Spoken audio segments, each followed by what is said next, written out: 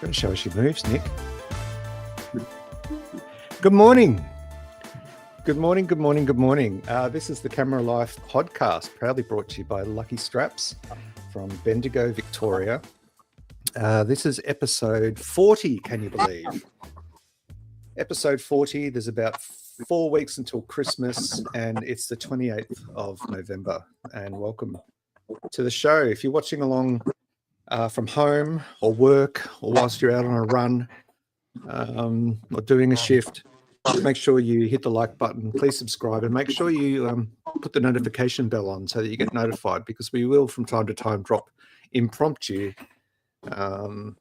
videos. Justin's very fond of impromptu video work. Yep. Speaking of which, good morning, Justin. Good morning, Greg. Now, we apologise for everyone watching and listening along, whether it be now live with us or later on. We're having a few challenges with audio quality, but yeah, I'm trying to work on it. So hopefully we can get to improve as we get this underway. I might be able to see what we can do here. Good morning, David, or good evening. I think it might be for David in San Fran, in the San Fran Bay Area. Good evening. You're enjoying a beer. That feels very wrong at this hour for us. No, though, you know, each to their own. We're joined today by a Melbourne-based freelance photographer, Nicholas Walton-Heeley. Nicholas, welcome to the show. Just before we dive, good morning, mate. Just before we dive into why you're here and what you're all about and your creative pursuits, we'd like you to offer an acknowledgement of country for the First Nations people of Australia and the surrounds. For those of you that aren't familiar with acknowledgements of country, maybe you can just give us a very brief explanation of what that is, Nicholas.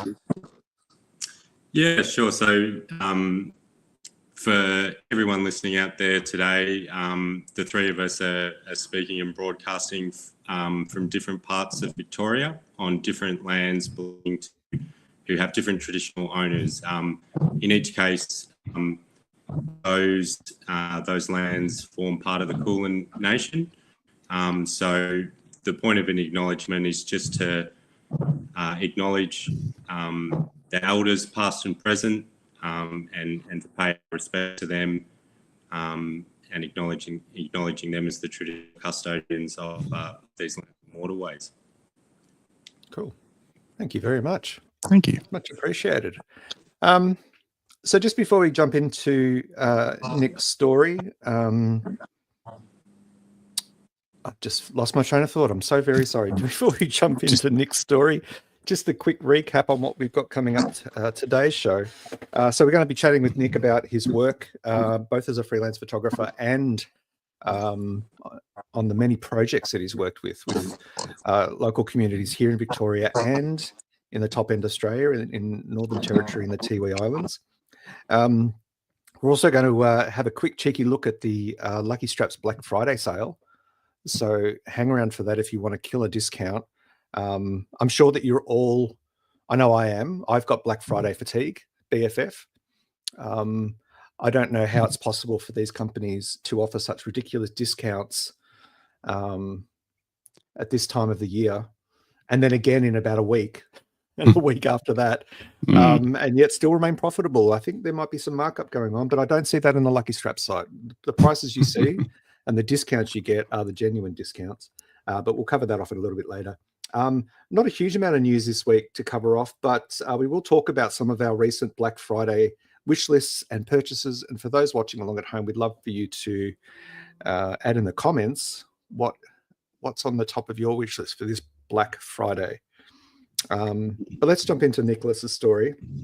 So, Nick, you're a Melbourne-based, you're a local boy, and you are a freelance photographer, but you have quite a broad portfolio of work styles and genres that I think clearly define your overall skills as a visual creative, quite clearly. You've worked on a number of projects, self-driven projects, and projects in conjunction with other groups. you work on commission basis, but you're also a published author. And when we talked on the phone about this podcast earlier in the week, we talked about the congruence in our stories, and that you started as a writer and your photography evolved to, I guess, kind of marry into that creative style of yours.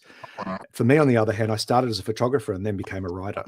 Now, I know the show's not all about me, but can you tell us a little bit about what that transition from being a published author into photography? Can you talk to us about that journey? Yeah, well, so I guess I left high school maybe totally knowing what it was that I wanted to do, and one of those sort of things that you sort of get told by career counsellors and the like is that if you don't know what to do, well, you should do an arts degree. But I particularly enrolled in a arts degree at Melbourne Uni because I was interested in doing a double major in criminology and psychology.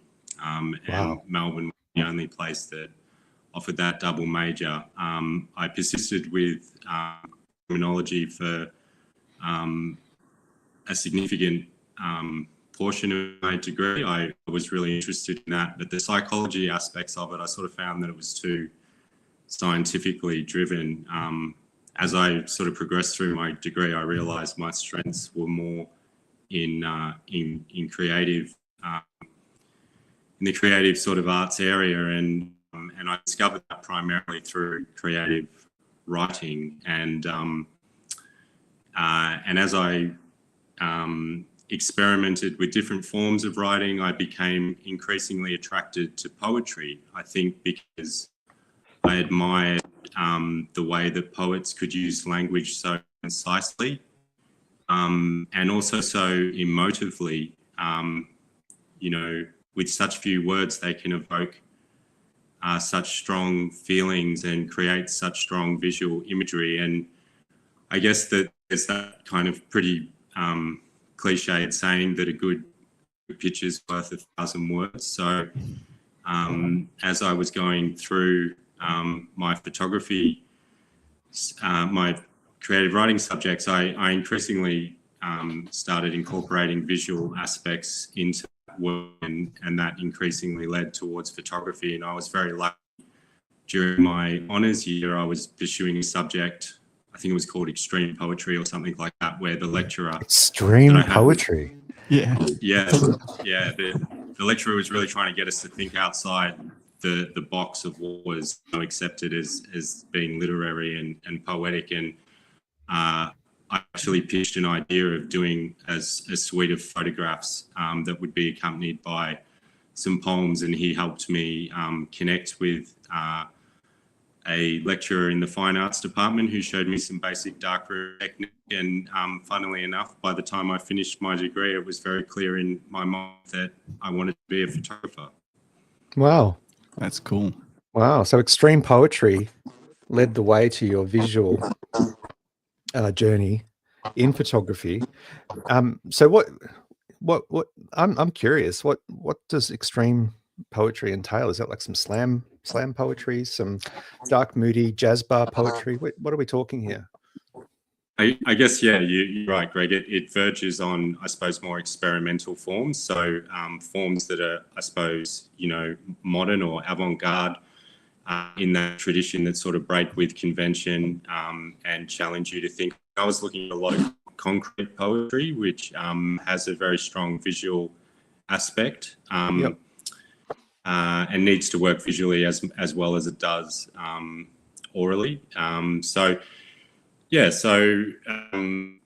But yeah, for photography, I took a year off after completing my honours degree and then enrolled in a photography degree. So that was my second BA.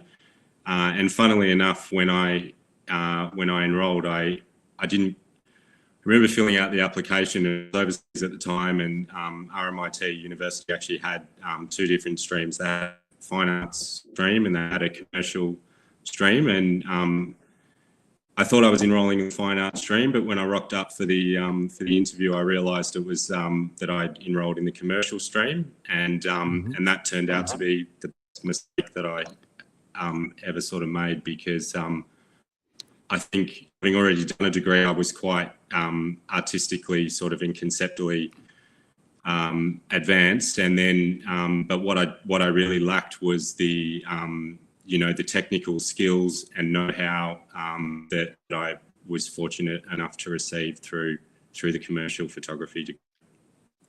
So it was a happy accident.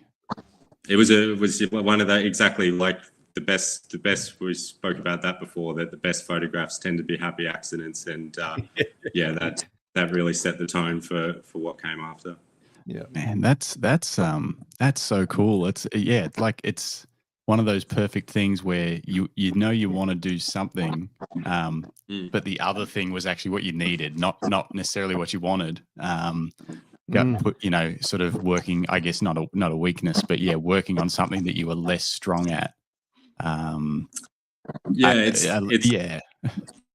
It's a really interesting point too, Justin, because one of the things that I loved about poetry was the fact that, like, it was so it's so sort of authentic in the way that that it's essentially, in Australia at least, a non-commodifiable pursuit, and it's sort of very anti-capitalist and very very much about the art, and so for me to end up in a commercial photography course, it was. But as I said, it was the thing. It was the thing that I needed. It was exactly where I needed to be. And things sometimes, of course, happen for reasons that we don't anticipate. Did you rebel against it at all? At the very start, about when the first lecturer was teaching you about making money and that kind of stuff with your art, where you're like, no, that's or were you bought into it straight away? Well, I was overwhelmed and intimidated, to be honest, because everything I'd shot up until that point was on 35 mil. So I was using analog processors, and then the first thing they said was, that for this course you need a digital camera. But one of the things that I remember my lecturer who delivered that, the program head at the time, who gave that first lecture, one of the things that he said to all of us that has stuck with me the 15 years or so since, was that he went through all the gear and all the things that we'd need, and then he finished the lecture by saying that you guys need to remember this, and that is that it is not the photography gear that makes the photographer. And I just thought, wow, there might be space here for someone like me to make a contribution. So cool. I think that's a very good point. It's not something that Justin subscribes to, but we have talked about this often on the show, that it's not the gear, it's about being present, and it's about observing what's going on in front of you, whether it be life or still life, and finding unique and interesting ways to document that. It's funny. It's the dichotomy of this show, that it's like the title of the show come from wanting to get people out using their cameras more rather than just buying gear. But we all love gear, and we talk about it, and there's like a push and pull with it. I find, where it's like, you got to get it out. You got to talk about the gear, the new camera, but then you've got to step back and say, you don't need a new camera, and maybe you're better off going on a trip to Vietnam instead of buying a new lens, or whatever. So I think that's quite revealing, Justin. Was that the inner dialogue that you experienced before you went to Vietnam recently? All the time, every day. All the time. I wrestle with myself. Wow. Just on the audio, just quickly, Elena's just popped a comment in, and it's what I seem to be hearing in my things, that basically when me or Greg are talking, it's getting sort of a weird feedback. So what I'll do is just mute Nicholas's mic when one of us is talking. So we might sort of slow the pace of the conversation down a little bit, just to make sure that I can transition in and out when one of us is chatting. Yes, sir. Very good. Anyway. So Nicholas, you, like us, trained in film, didn't you, Justin? No. I should know that. No, you didn't. No. Dabbled. No, I'm all self-taught and have just dabbled. So I'm actually really interested to hear even any more about what a commercial photography degree entails, like what that was like, what you learned, if you'd recommend it, all that kind of stuff. It's probably changed over time to now, but yeah, super interesting. Yeah, well, it was. Unfortunately, it has. That particular course has changed at RMIT since, and I guess what I found sort of useful, what I really appreciated about it was that it's pragmatic, right? Like it's preparing the industry, and I guess that for someone that's sort of like a little bit got a poetic sort of sensibility and disposition, which can sort of lend towards the abstract, I found the application of skill to a particular task and purpose, be really, inspiring for me. I think another aspect that became really important throughout that process was being able to communicate ideas to a diverse range of people. It's not always like academics and artists. It's like people of industry. It's like the public. It's potential clients. It's groups that you might work with, and the style with which you communicate between those groups is inevitably going to change. So I feel it was a really useful process as well. Yeah, very cool. Speaking of gear, I've got a question for you. So you started your second BA at RMIT, and you got your list of necessary equipment, and they said you need a digital camera. What was the camera you opted to pick up? I really love shooting. I think I started with Nikon. I actually had a crop sensor to start with. I think it was a D7000. We had one of the ones I was recommending a lot was the D800, so I was using that whenever I could get hands on it. One of the great things about being enrolled in a course like that was that they had an incredible amount of gear that we were able to loan from the store. So I don't mean, I said before that it's not the gear that makes the photographer. The flip side of that was that at every opportunity, every weekend, I was trying to take out different cameras and different lenses and to shoot with those because I felt like I was seeing a new every time, and it was such a amazing and rewarding process. Seeing what how far you could push the different gear. Yeah, I think you're right. We as we said, the gear doesn't make you a better photographer, but exploring gear, especially in the early days, is almost essential for pretty much everybody. Unless you're just, some smart ass photojournalist who picks up a 35mm, Leica and nails every shot for the rest of their life. But I think it is an essential exploration part of the process because, unless you shoot with a 50mm prime and a 16mm prime and, 24-70, whatever it may be, you don't develop a photographer's eye to see what's in frame with it before you even pick up the camera. And I think that's something that we all develop over time, that you can walk into a situation and you can think, all right, the light's pretty dim. I need to crank up the ISO to 800 here. And I want to go wide open and this lens is going to be tight, so I might need to take a step back. And that's all happens in your head before you lift the camera, but you only develop those skills through playing and experimenting with different gear. And I think what you described as, which is kind of ideal, is having the opportunity to borrow, rent, or loan gear rather than going out and splurging all your money on gear that you don't even know you might need. I think that's the other cool thing about that. That's probably what you were going to say, Greg, is that you can test things without having to lust after them and then make a decision to buy them. You get to get out there and use that lens that you thought would be amazing, and then go, oh, it was cool, but I probably don't need it. I probably don't need to buy it, because you got to have a play with it and use it, see how it might work for your eye, and then pop it back in the loan store at the uni and go, yeah, I probably don't need to invest in one of those just yet, because you can sort of get it out of your system. Whereas if you don't have access to gear, sometimes you can look at it over and over on the internet and end up buying it because you think you need it, and then turns out you didn't really need it. Sits in the bag all the time. Yeah. I've bought and sold the same lens a couple of times because I keep thinking I need it. Then I get it and I don't. But then I forget, and it's terrible. You should write down on a whiteboard lenses I definitely don't need.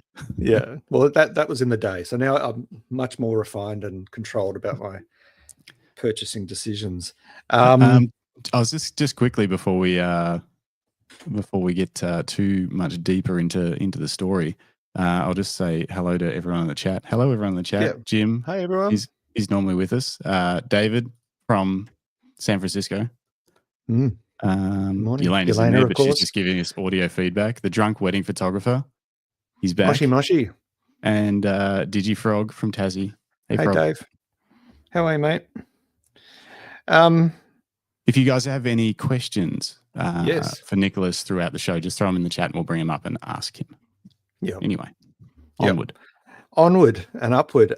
So you actually took your extreme poetry learnings and your photography to a really interesting level that we want to explore, in that you created a book where you documented Victorian poets. Have I got that right? Yeah, that's right, Greg. So can you tell us about how that came to be and what that process was like? Because I think, sorry to cut you off there, Nick, I think a lot of people have an interest in maybe doing a project, a photography visual project where, you create a collection of images to tell an overarching story. And I know Justin's been exploring that recently, so I'm sure he's also keen to hear more about it. Yeah, it's a fantastic question, Greg. When I was doing my poetry and creative writing studies, as part of that, I became involved in a poetry journal. So I was doing some typesetting, and there was a visual aspect within that poetry journal where we solicited artwork from a different poet with each issue. I was sort of, I suppose, overseeing and facilitating some of that process. And so through that means I'd come to interact with a lot of different members of the local poetry community. And of course, I was attending book launches and things like that. So I was sort of, in a way, even though I wasn't necessarily contributing a whole heap of my own work at that point, I was sort of part of that community. And having done those creative writing subjects, I had met a lot of writers, a lot of people who had published books, whether or not it was poetry. In some cases, it was, and the idea of photographing then kind of emerged. It was quite organic because I had been approached by a few of them to do some author portraits for them. There were some poets whose work I admired so much that I thought it would be a really interesting creative exchange and experience to try and work with them on a portrait that was sort of combining our collective creative skills in that kind of collaborative context. And over time, the portraits started accruing. And then I suppose one of the things that I feel that has always drawn me to documentary photography is having an awareness and a sensitivity to the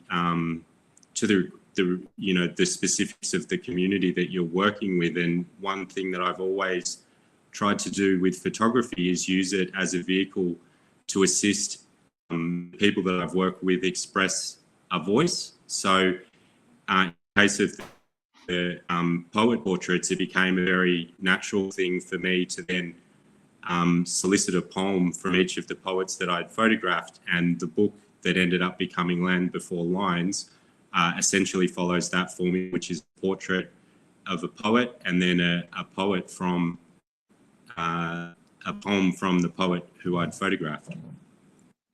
Really cool. And how long ago did you publish that book? I didn't actually publish that book personally. It was published by a poetry publisher. It was in 2014. So it was the year after I graduated from RMIT. That's a very impressive outcome. I know myself included, many people who finished uni and then walked around scratching their head, bumping into things for a couple of years, trying to work out what life actually really was. And here you were out in the field working with a community of equally creative people looking for a means to, I guess, tell their story a little bit through visual and words. I think that's a really impressive outcome, only a year out of a degree. In more recent times, you've worked on a number of projects. One project that I'm really interested in is the Line. So for those of you watching and listening along at home, the Line is a photography project that Nick undertook to document the community and the impacts of Victoria, Australia, large-scale infrastructure upgrade, where they removed a lot of ground-level train lines because, there's a lot of reasons why. Safety for one, it removed road blocking boom gates, old school boom gates, and it moved the train line into a sky rail that runs through Brunswick. And my partner Sasha, when we first started dating, she lived in Brunswick, and I would train out on that. Is it the Upfield line? It is that right? The Upfield. Yeah, the Upfield line. But that had significant impact on community because there was a lot of roadworks. They're still ongoing in some parts of Victoria. A lot of roadworks. A lot of people had significant changes in the geography of where they lived.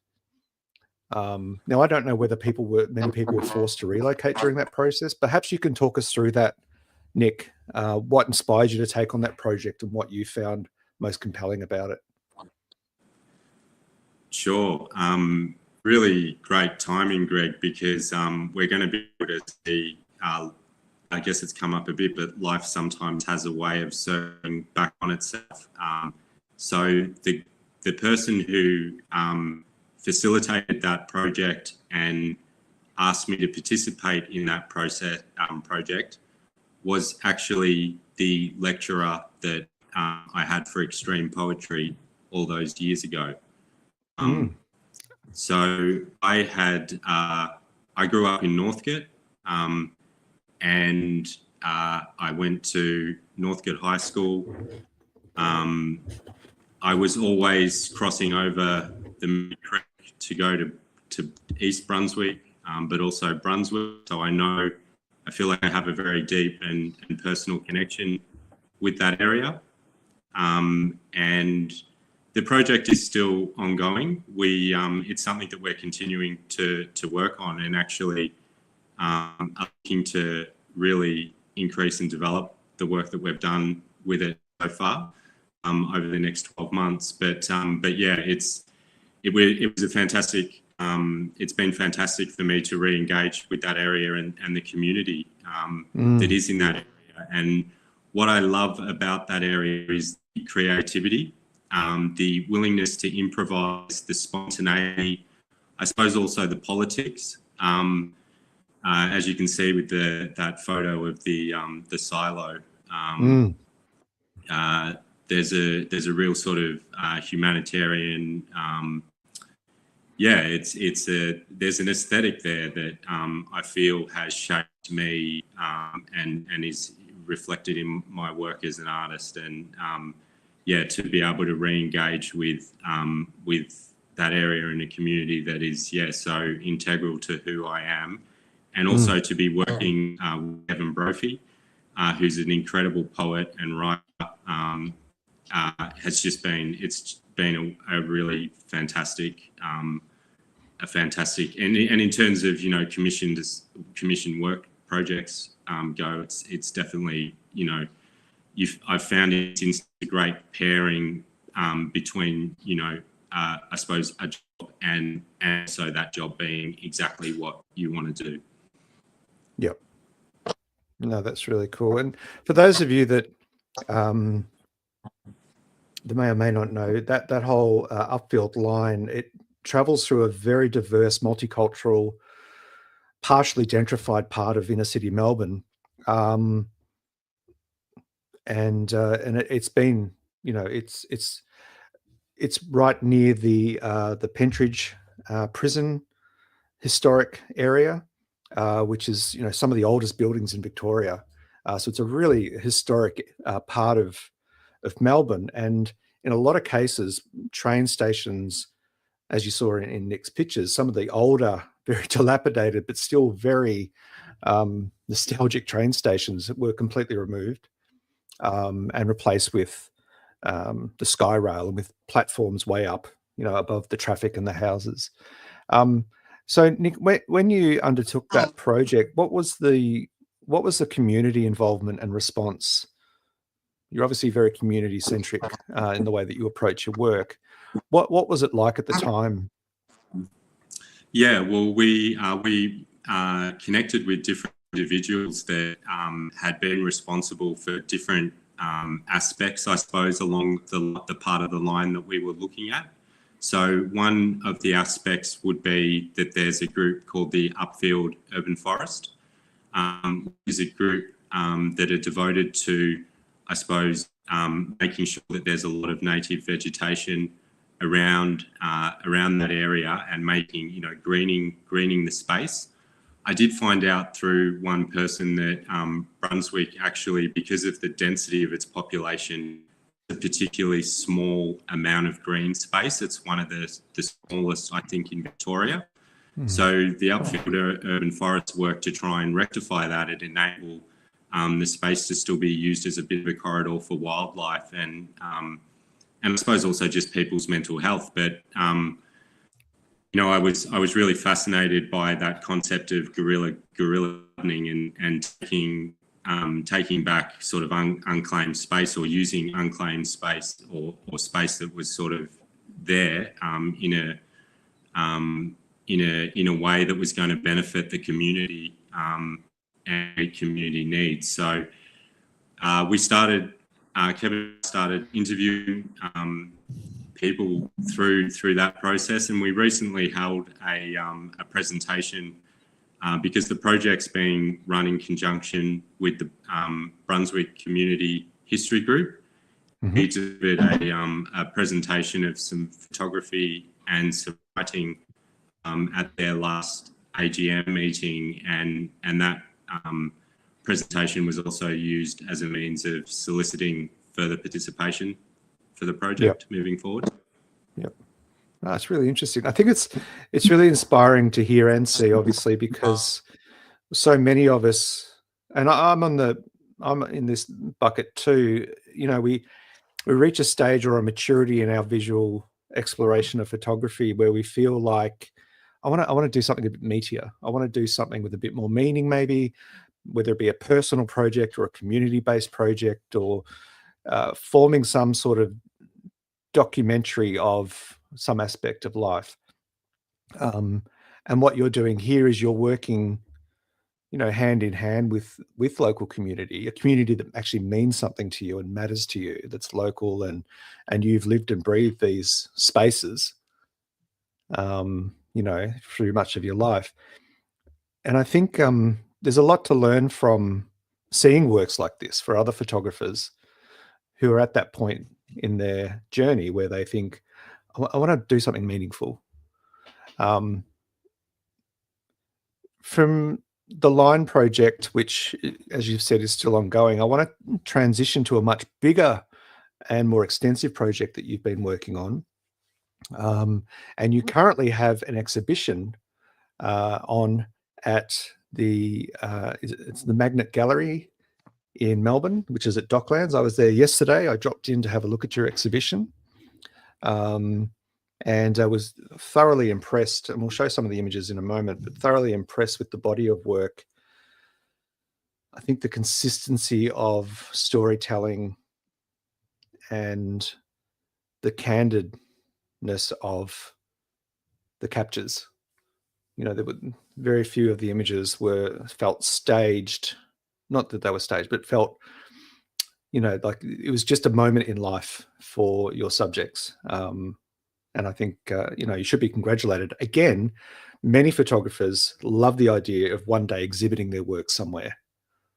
It's something that's always crossed my mind, you know, and I've thought about, do I do an exhibition in a local cafe, or, you know, how do I do all of that? And I think there's lots of people out there that have that on their wish list to one day host an exhibition. And last week we were talking to Joel Elston, who's a wedding and event photographer. He uses film cameras, and, you know, I think we talked about that aspect of you know, the creative journey as well. So I guess my question, when I finally get to it, will be multi-part, but talk to us first about the Tippi project. Tell us about the connection that you built with country, and the people that occupy those lands, and tell us how it sort of came to be. Sure. I suppose I would begin my response to that question by sort of going back to the Line project and what you were saying about exhibitions and photographers wanting to exhibit their work. And I would say that in a way, the Tippi exhibition is an extension of the way that I've worked previously. So I've actually exhibited work in quite a number of unorthodox spaces. I've exhibited in community halls. I've exhibited in an Indigenous community in Darwin. That was probably more of a presentation than a photography exhibition per se. But I feel like part of what I always try and do in aiming for an outcome, if it's an exhibition, is to try and find a mode of presentation that fits with community concerns and values, so that the work is able to resonate on that level and be a celebration of the connection with that community. The story of the Tippi project is a very long one. It's evolved over a 9-year period, and I suppose it's been in the more recent years that it became kind of like the purpose of it was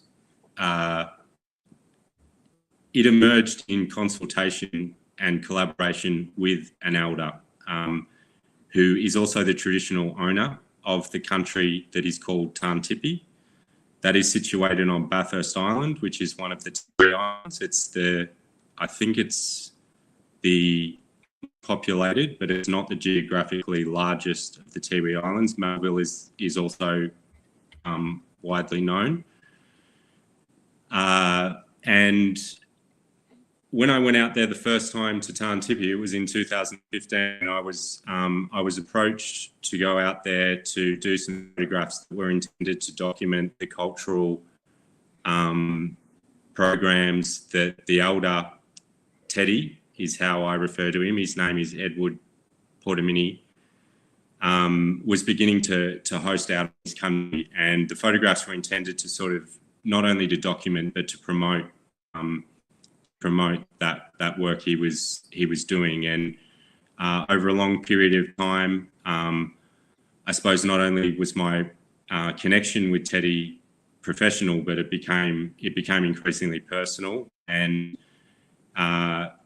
we in recent times, one of the things was that Teddy had a real drive to get back to Melbourne. He actually boarded in at Mona Bay College, which is in a regional part of Victoria. It's in Hamilton in the 70s. And his dream was, part of what he was hoping through this collaboration, was to be able to get back to Melbourne with his wife Teresia, and to be able to take her back to Hamilton and to different parts in Melbourne to reconnect with that past and that history. And the exhibition really became a means for facilitating that. And Magnet Galleries Melbourne was a particularly appropriate space, I felt, to exhibit that work.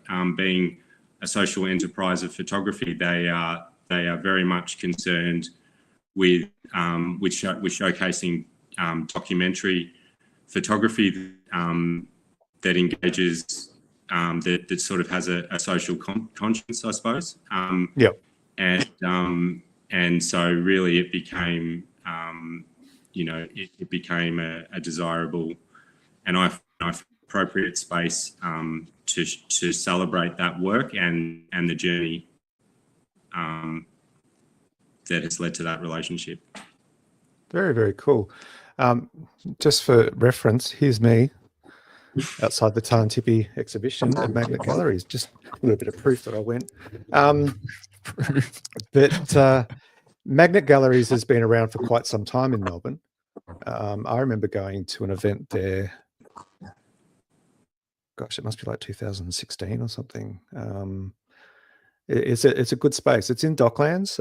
For those of you that are in Melbourne or visiting Melbourne and you want to drop in to see Nicholas's exhibition, there's a guest book in there. You can write a message to him. But Tippi is at the Magnet Gallery, which is at Docklands, which is, west of Melbourne CBD. It's very easy to get to from the city. Well, not by car. That's horrible. How do I stop sharing that? I might just bring up, Greg, real quickly, a map, because for any people that are joining us from anywhere around the world, they might not know the location that Nicholas is talking about. So the Tiwi Islands. So we zoom in because the Tiwi Islands, where this project was photographed. So there's us in Australia, and at the moment we're all down here. The Tiwi Islands is up here. Yep. Above Darwin. So when we say it's the top end of Australia, it really is the top end of Australia. Yeah, it really is. So it's tropical and, up towards Indonesia. That's the Timor Sea. And then I think is this the island you were talking about? Bathurst Island. So this side here. Yeah, correct. Yeah, absolutely. Yep. Yeah. So the township there is actually a town called Wamarayanga, which is used to be known as Niue. When I first went over to the island, it was called Niue, but now it's had a name change. And if you were to go, so you can get there via airplane or via a ferry from Darwin. And Tippi is the first beach, and it's about a 25-minute ride from town. And there you go, Tippi Bush Camp. You can see it on the map where Teddy does his education. So my big question, I think, for you, Nick, is, and I'm sure other people are thinking, Australia is a very big country, and you've gone from one of the southernmost cities to one of the most northern reaches of the country. What was it that drove you to work in that specific community and country? Yeah, so it has been an absolute incredible journey, Greg. When I was studying photography at RMIT, I received an opportunity in the final year of my studies to travel from Melbourne to Darwin in the company of Mark Gaylor, who was the program head at the time. And we went up to Darwin together to spend a week. And the purpose of our visit was to photographically document a workshop that was being run in some of the local communities in Darwin. That workshop was called the IC workshop. It was part of a joint venture between Sony and UNICEF. And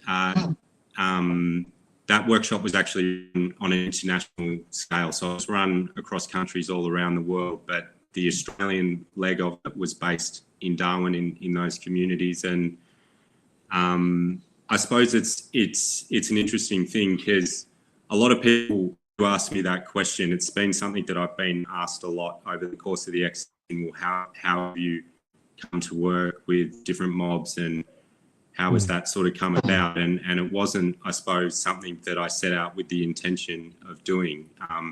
As I said, I received this opportunity to go up to Darwin as a student, and there was a woman there. So in addition to Sony and UNICEF, there was a local outreach organisation that was based in Darwin that had helped facilitate the workshop that was run in those spaces. And one of the coordinators of the organisation at the end of the workshop, she asked me, how was your experience? And I tried to, be as honest, I suppose, in my responses as possible. And I said, there were some parts that I thought was absolutely amazing, and there were some parts that I found challenging.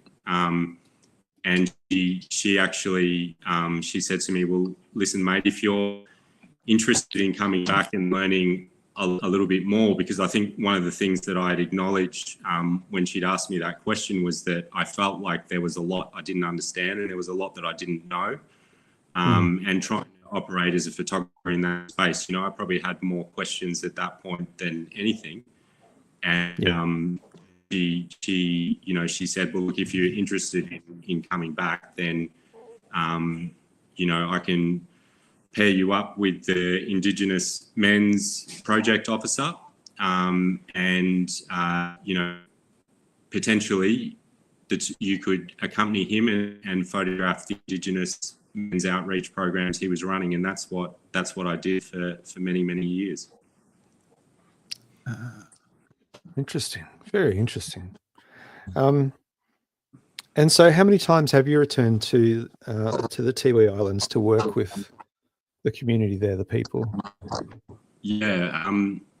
So to be totally honest, I've only ever been to Bathurst Island. I was supposed to go to Melville Island earlier this year, but that trip didn't eventuate. And mostly the work that I've done there has been with that particular family group, with Teddy's family group. The project that is Tarn Tippi is very different, I suppose, from a lot of other projects, in the sense that it's not a sweeping representation of Tiwi life or different groups that inhabit the Tiwi Islands. It's specific to Teddy's family group, and it's been close to 30 trips all up over a 9-year period. Wow. Yeah, because there's been different components of it. And one of the things that I've actually worked with Teddy to do is to produce a photographic publication.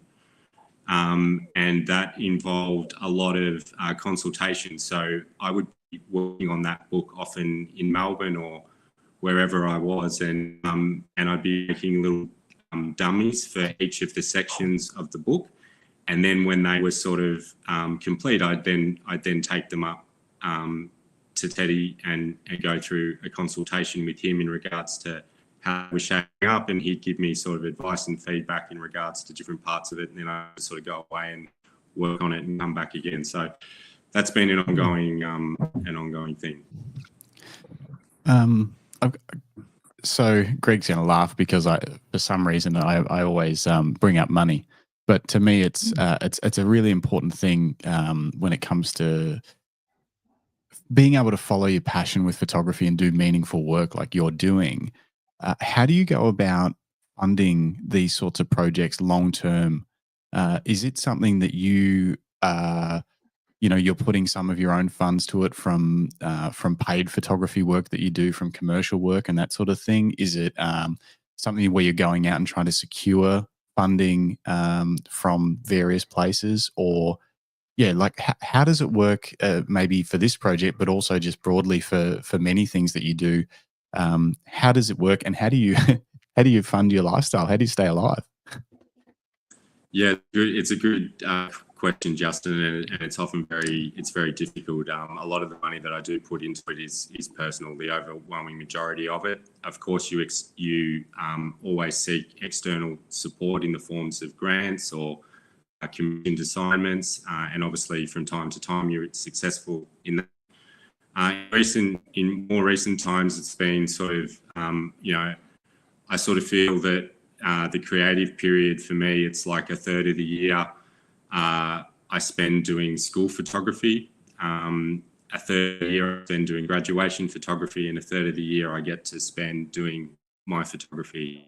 That's how it's been the last few years, and it is surprising how I was surprised, I suppose, in a way, just how much I've really enjoyed the school and graduation photography. It's not so much the name of the work per se, but it's being in an environment where the peers that you work with, that you share that common interest and passion for photography with. And what I've actually found is that even though the hours sometimes are very long, you do leave feeling really inspired and like you've learned a few things just from the conversations that you've had with different people. And so that's something that, and I guess too, without sort of glossing over it, like I definitely wouldn't really just so much describe it as a lifestyle, because there is a lot of personal sacrifice to make it happen. And I suppose, where I've got to with it is that I have that understanding of myself, that this is something I need to do. This is what drives me as a human being. And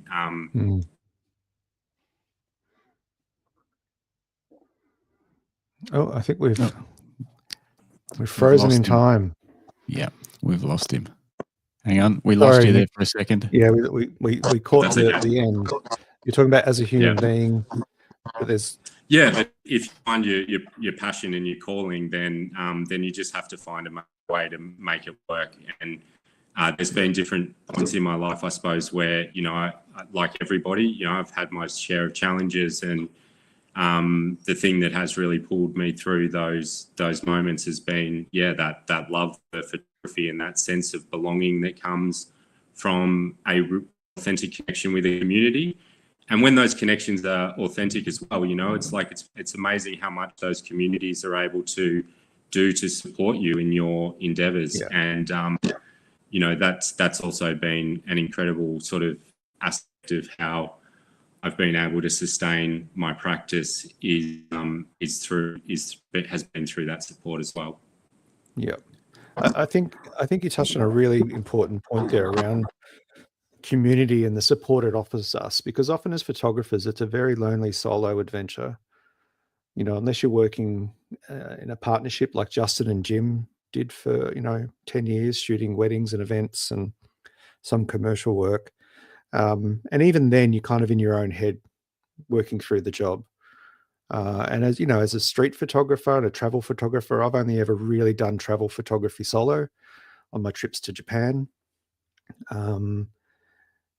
And it can be a lonely experience. Not everyone needs companionship necessarily, but there is a lot to gain from community support, especially when times are tough.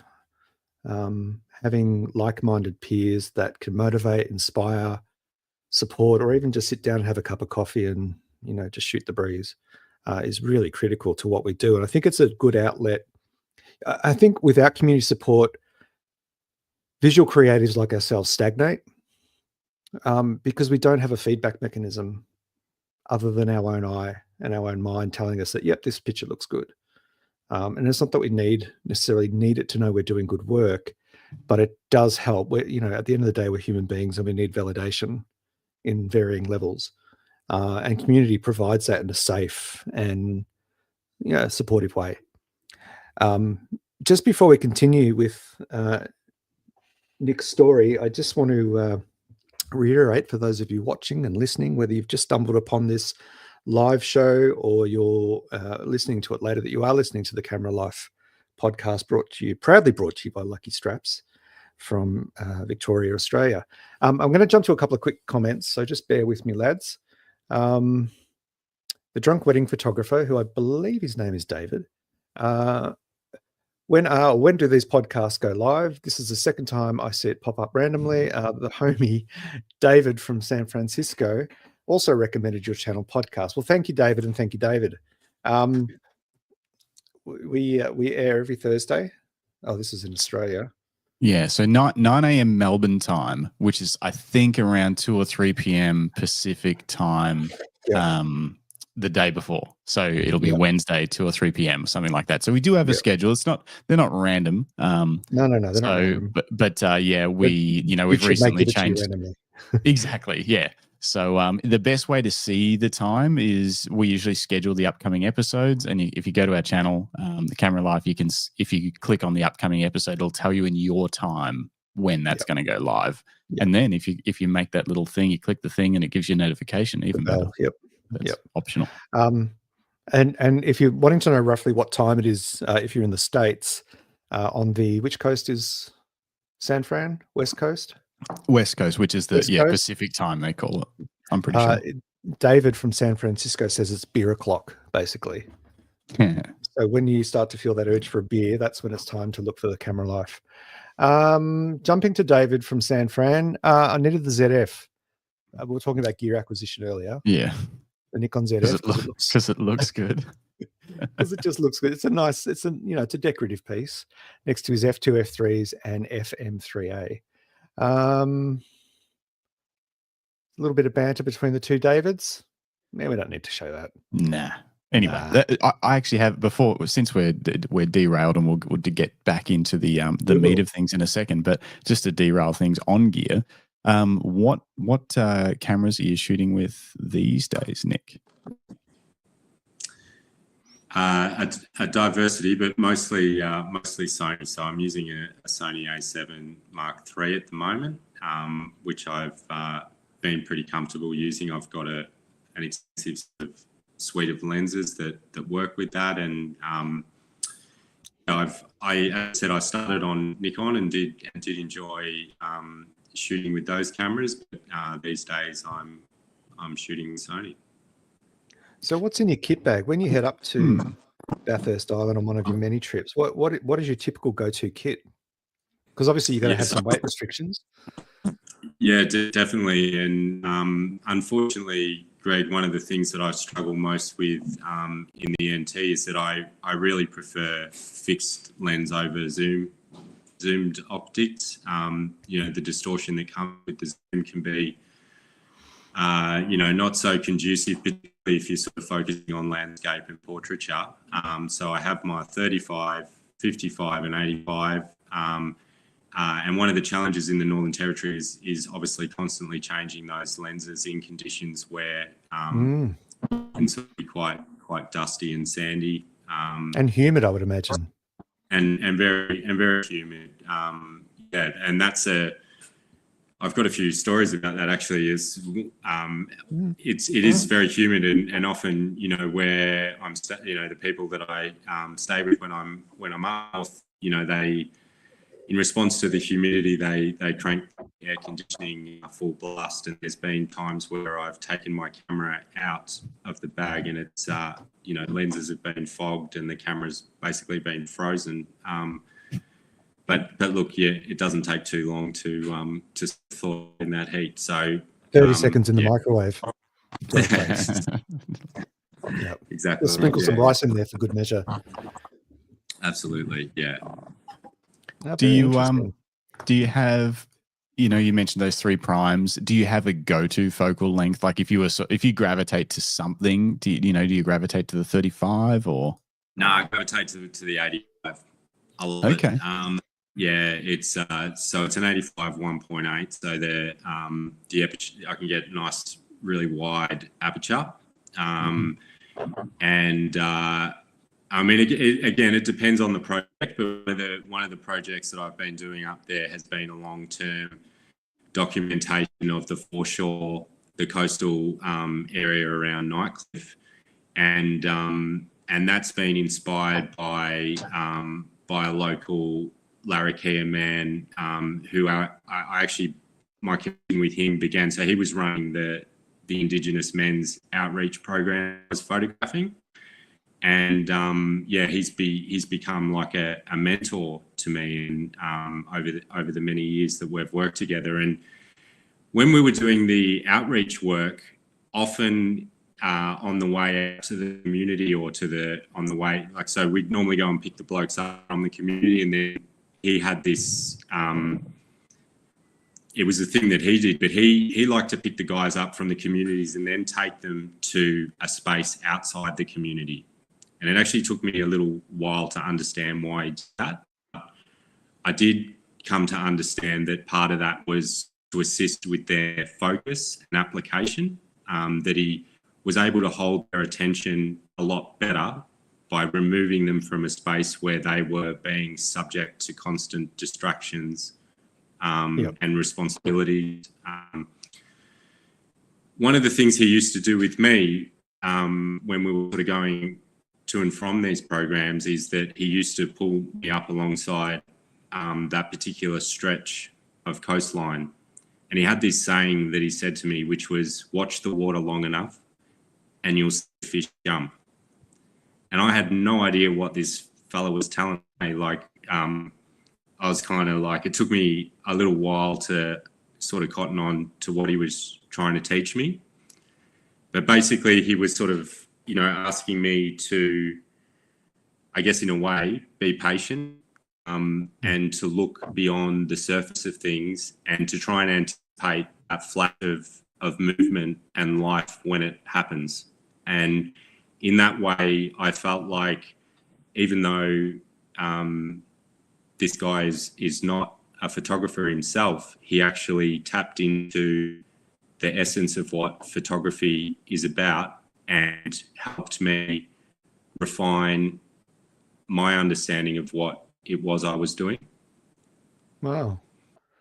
And in response to that, over the years, I've spent a lot of time along that coastline doing, I suppose, landscape photographs. And it's funny because I exhibited that work last year in Melbourne, and Rob Lewis, which is the name of my mentor and this man, he actually came down to Melbourne to open that show. And one of the responses that I got from people who saw that show was that, like, the photographs seemed to them as being at once both quintessentially Nightcliff, but also nothing like what people imagined when you say, oh, they're landscape photographs of Nightcliff. Like, Nightcliff is known for its jetty, and if you Google Nightcliff, and look at the images, you're going to see thousands of photos of the jetty.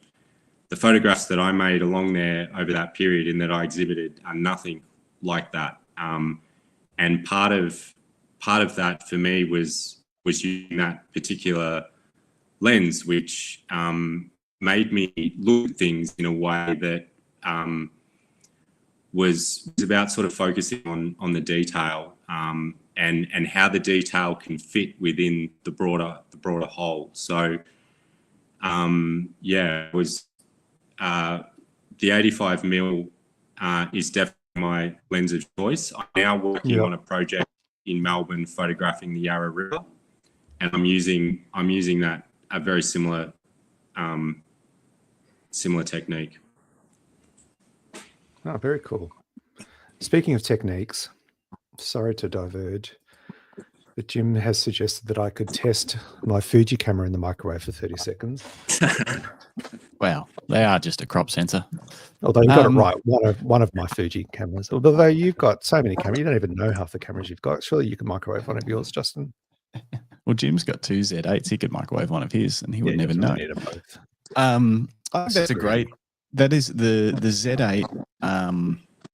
Oh, sorry, not the Z8. What am I talking about? The 85 mil for being able to explore an area with a different viewpoint, at, like you say, particularly different to, you know, if you bring up a landmark or something like that, you're going to see a million beautifully composed wide angle shots at sunset of a jetty or a bridge or something like that, or the Yarra River. So using the 85 as a way to explore maybe unseen. I don't even know the best way to describe it, but things that may not immediately jump out to the average photographer strolling around. And obviously, you've also got a reason for documenting it as well. What is that? Like, what is that Yarra project? What is it about? Well, I guess it sort of comes back to that about the poet, right? Like the whole point of my understanding of art, photography, poetry is that you are able to, through your words or your pictures, is to facilitate a transformation in seeing. You're trying to get people to look at something and see it in a new way. In the case of photography, particularly.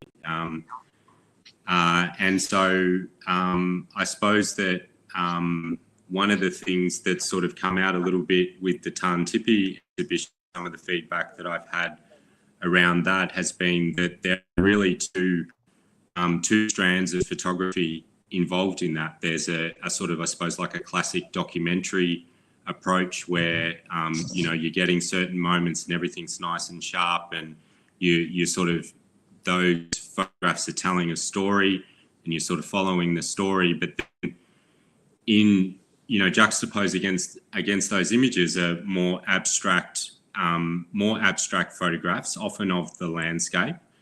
And the thing about that is that I like those images because, in a way, what I feel that they're able to do is that they're able to encourage their viewers to use their own imagination to try and decipher them. So whereas that classic sort of documentary mode is a little bit more didactic in what it's showing and revealing and sharing, the abstract is more open to interpretation. And I think that to try and get the two to sit alongside one another, it creates this space where we don't want to be told how to see an image or how to decipher a story. We, as viewers, we all know that. But for me, the thing is, it's not necessarily about that. It's trying to evoke the feeling that comes with the story, whether it be about place or people or both. And in order to do that, you need to sort of get beyond that very literal documentation. It's something I'm working on, but still do not understand. Yeah, it's you'll get there, mate. It's going to be a long journey. But I love it. It's that side of photography. I started very much loved imagery, loved the technical nature of making images, not creative at all, really. I think, especially in the beginning, and then really enjoyed the documenting people for whatever purpose it was, whether it was, I made a business around weddings and that side of things. But I think what you're talking about there is something that didn't come into photography for me really at all. It was more like, this is unfolding before me. What's the best way that I can capture it? And the deepest I probably went was, does this image convey the feeling that I felt when I saw it with my own eyes? Was probably the deepest it ever went, if that makes sense. Yeah, and that's perfectly fine, Justin. I mean, I think the thing as well too, using words like abstract, maybe I probably have, that's a little bit too. I think photographers, one of the things that we know is when an image makes sense visually, and it doesn't matter if that's an image that's sort of literal or even if it's like blurred or of something that we can't quite decipher, we're able to go, oh yeah, like visually that works as a picture. And so I guess that for me, there's it's really just an extension of that intuition. Like, okay, like if I was looking at that, would I look at it upside down, or would I turn the image, you know, and then putting things together in a way that not only makes intuitive visual sense, but also in a way that we go, yeah, wow, oh, look at that. Like, or we look at something and go, oh, that's so interesting. And then when you get a little bit of context and you're able to say, well, that's a photograph of this or whatever, so people go, wow, you know, now I get it. And I've always been inspired by those aspects of photography. And the thing I've always loved about photography is that the best photos are never the ones that you see in the viewfinder and you line them up and perfect all their elements. It's always the photo that you didn't see, that you see sort of in the retrospective act of looking at what you've shot, that you go, yeah, well, that has something that I love it, because it's interesting, that thing about writing and photography, right? Because the writer, like the painter, it starts inside of us and we kind of put it outside through the writing, through the words, or the application of the brush stroke. With photography, it's on the outside, but we need to try and put the inner bit into it. So so they're sort of like the reverse process. And yeah, I guess what I'm saying, sometimes the photographs you don't control are the ones that are most, that we don't have total control over, which you could say is all of them to varying degrees. They're the ones that I find, yeah, really, really interesting. Very cool. Do you yeah. Go on, Greg. No, you go. You're the boss. This will be a tangent, the one that I'm going to bring up. Yeah, you go for it. I was going to say, do you sell the work that you exhibit? Sometimes, yeah, sometimes. It depends on the project, and it depends on, so Salt Frames was a big yes. With the Tippi stuff, it depends on the project. So that the purpose of that exhibition was not to sell work. The purpose of that exhibition was to acknowledge and celebrate the journey that we'd been on together for such a long time. And I think that as photographers, that's where it can get quite, it's sort of interesting, because on the one hand, we're trying to make money, but one of the things that's also always drawn me to photography is that I feel that there's like a social responsibility of the photographer to try and pursue projects and facilitate projects that are actually going to result in meaningful dialogue and communication with the broader public. So a project like Salt Frames is a deeply personal project, as is Tippi, but they're sort of two different strands of my practice. Yep. So the challenge is finding a way to balance those two competing strands, and I suppose like part of what I love about photography is being able to document the communities and the people that you work with, and being able to create that record. Like, that's an honor and a privilege to be able to do that.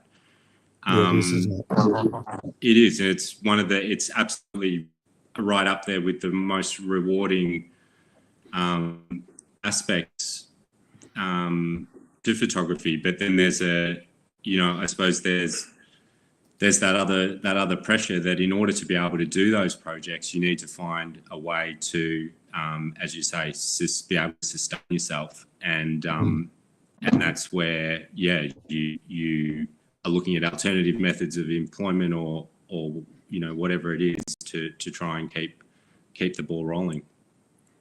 Yep. Yeah, we do have to pay the bills at the end of the day.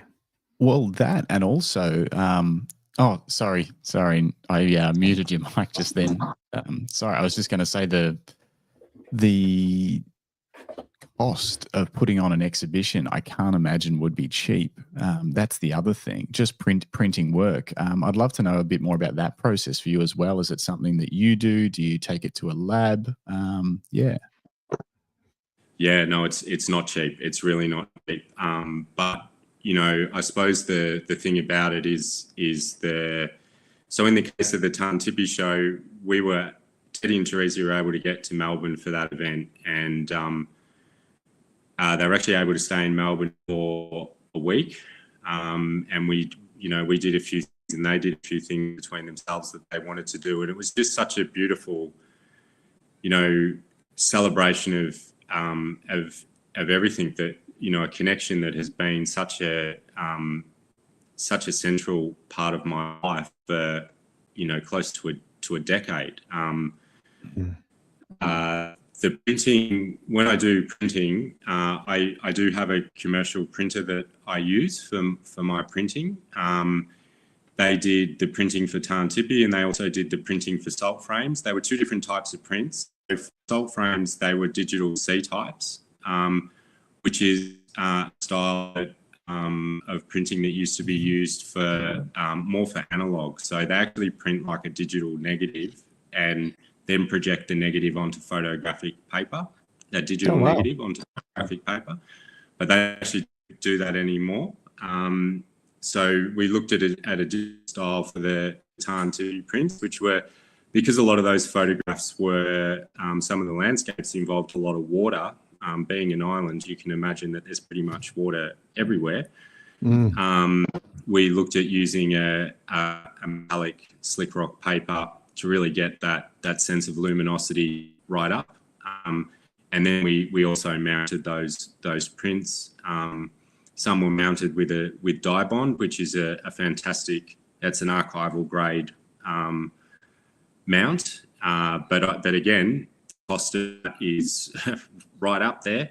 So I had to sort of find a way of balancing that with other prints that were mounted on Gator foam, which is like a foam. It's an advanced form of foam core. It sounds very expensive. But having seen the exhibition firsthand and stood close to all of your works, and being able to step back and see them as groups, as groupings, the way that you've arranged them in the exhibition space, they do leap out at you. There's a level of detail and luster in the texture of the print that just, it really pushes out at you, which is amazing to see. And none of these are well, I don't think many of them are behind glass. None of them. No. So the raw prints speak for themselves. Yeah, and that's also a thing, when you're thinking about doing an exhibition as to whether or not you do or don't use glass. The salt frames were all framed, being salt frames. But there's also then the question, do you use reflective glass or non-reflective glass? And of course, there's different costs in all of this. So I think one of the things that's sort of coming out from the conversation is that, like, I think as a photographer or an artist, you're looking to do something and you have an idea you have a vision for what you would like that idea to be. Yeah. And one of the things I suppose I feel like I've learned through collaboration is that sometimes it's not possible to, for you to execute that idea completely in the way that you had envisaged. And there's a constant series of negotiations that need to take place as you go through the process. Yep. And ultimately, you need to work within, with what you have available to you. And it's a bit like that saying that I said before, that it's not the camera that makes the photographer. It's sort of like, well, it's not having a $2,000 print framed, and that is, there is a context for that. Of course, if you've got the resources, well, that would be beautiful. But there's also like a pragmatic sort of thing that you have to accept. And there was the option of sort of, I felt like as much as I was disappointed I couldn't have all of the those exhibition photographs on dye bond mounts, the alternative was to sort of pin them to the walls. And so there are, you just have to make choices as you go through and work within your limitations and try and make the best choices that you can make with what you've got. I think that's the takeaway message. Yeah, no, I think that's good. And we appreciate you sharing that because, like I mentioned at the start of our show today, there are a lot of people, me included, and many people I've spoken to who have always toyed with the idea of exhibiting in a space, regardless of the scale or the location. It's just something that's kind of there for them, that I think I'm good at what I do. I've got some images that I love and I want to share with others in a meaningful way. And let's face it, photos look good printed. You know, we all too often, and we've talked about this almost every show, the work, some of the best work that we do is viewed on a screen as it's scrolling under your thumb, you know, and having a print, having a real print, a quality print, or even just a big W kiosk print, you know, it changes the meaning of an image, I think, drastically, especially if it's something that you're proud of and that you've, you know, and like Justin said, that it's that whole element of, I want that image to represent what I saw and felt in that moment. And if you can nail that and then print it, well, that's even better. But I don't want people that are listening along or watching along to be deterred. Yes, there is significant cost in running a solo exhibition, especially. And it's not a decision that you make flippantly, but I think circling back to our overarching concept of community, there's a lot of opportunity to, you know, display your work with a photography club. Join a photography club. They often have monthly, sometimes even fortnightly competitions, and where your work can be displayed. It's a good starting point. It's a safe starting point because you have, for the most part, equally scared, like-minded peers wanting to put their work up too. I was on the phone this week with a future guest who is actually a photography club competition judge. So he goes around reviewing people's work and providing feedback and obviously passing judgment on what are the best shots or the most creative, whatever it may be in the collection.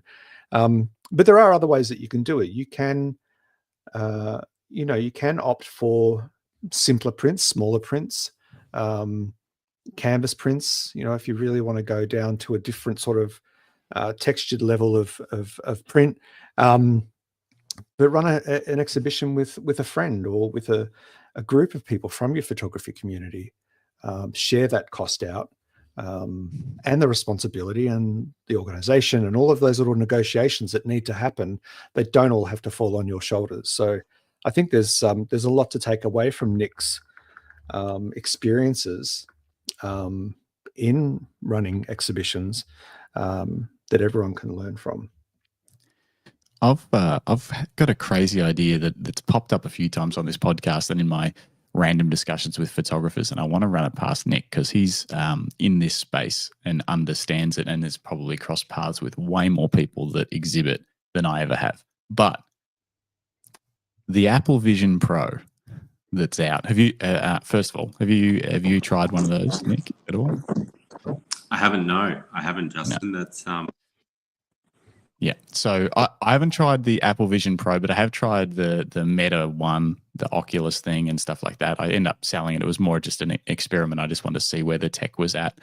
But I have this idea of and it's obviously not going to replace physical in-person exhibitions, but the ability to create a space and a layout in a VR world to put an exhibition together digitally without the cost of printing, but with being able to curate a collection of your own work or of a group of people's work and have it exist digitally that anyone in the world can walk into if they can put on one of those headsets. I just see it as a way that while it in many ways would be probably obviously a downgrade from a real physical experience, it could be a way for people to run exhibits, be able to view the work in a way that looks physically bigger than on a tiny little phone or even a laptop screen, because you can actually show your work. Like you can show an image really large on the Vision Pros. I'm interested to see whether there's any rumblings of that kind of stuff in the art world that you've heard. Yeah, it's a great question, Justin. And one thing about magnet galleries is the enormity of the space, and Greg probably may have sensed that yesterday when you were at the show. And it was something that I found really intimidating when I went in there at first. And what I'm kind of interested in with that sort of digital space is that I think, like, the way that I had to sort of put that exhibition together was sort of break down the different walls and the different sizing, and basically curation in a way.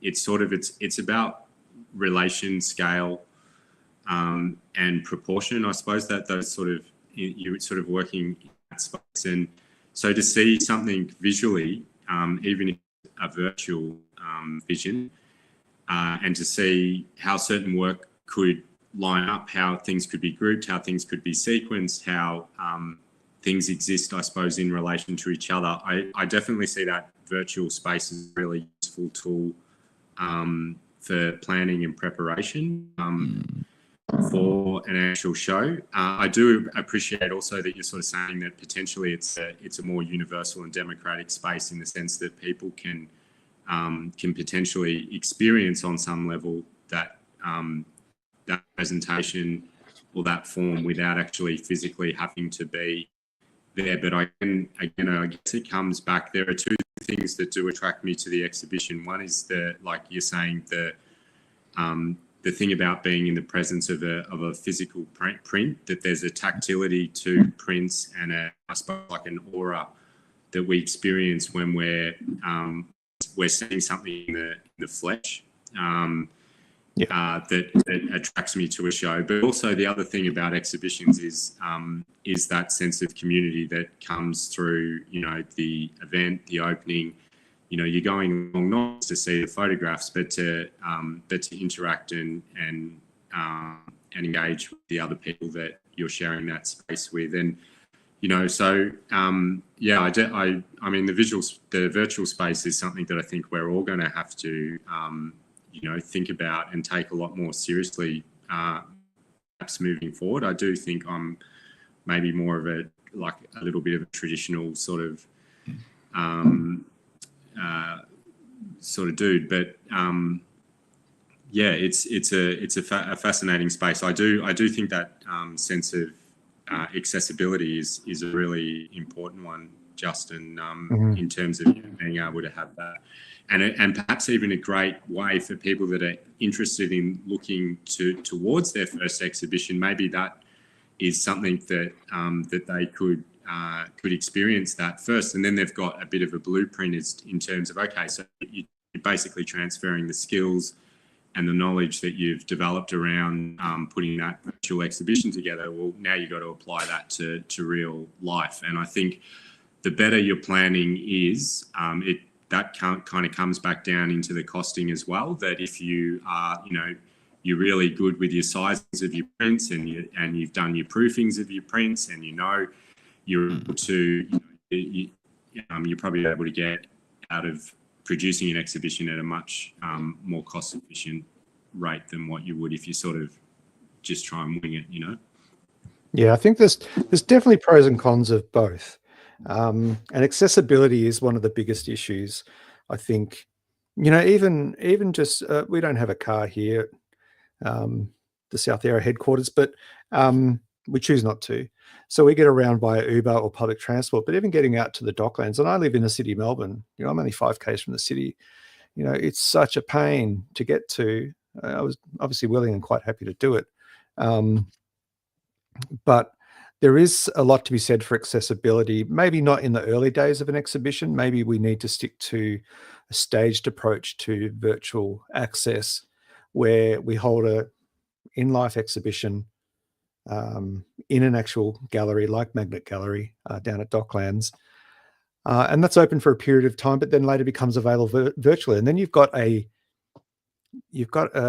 archive of the experience.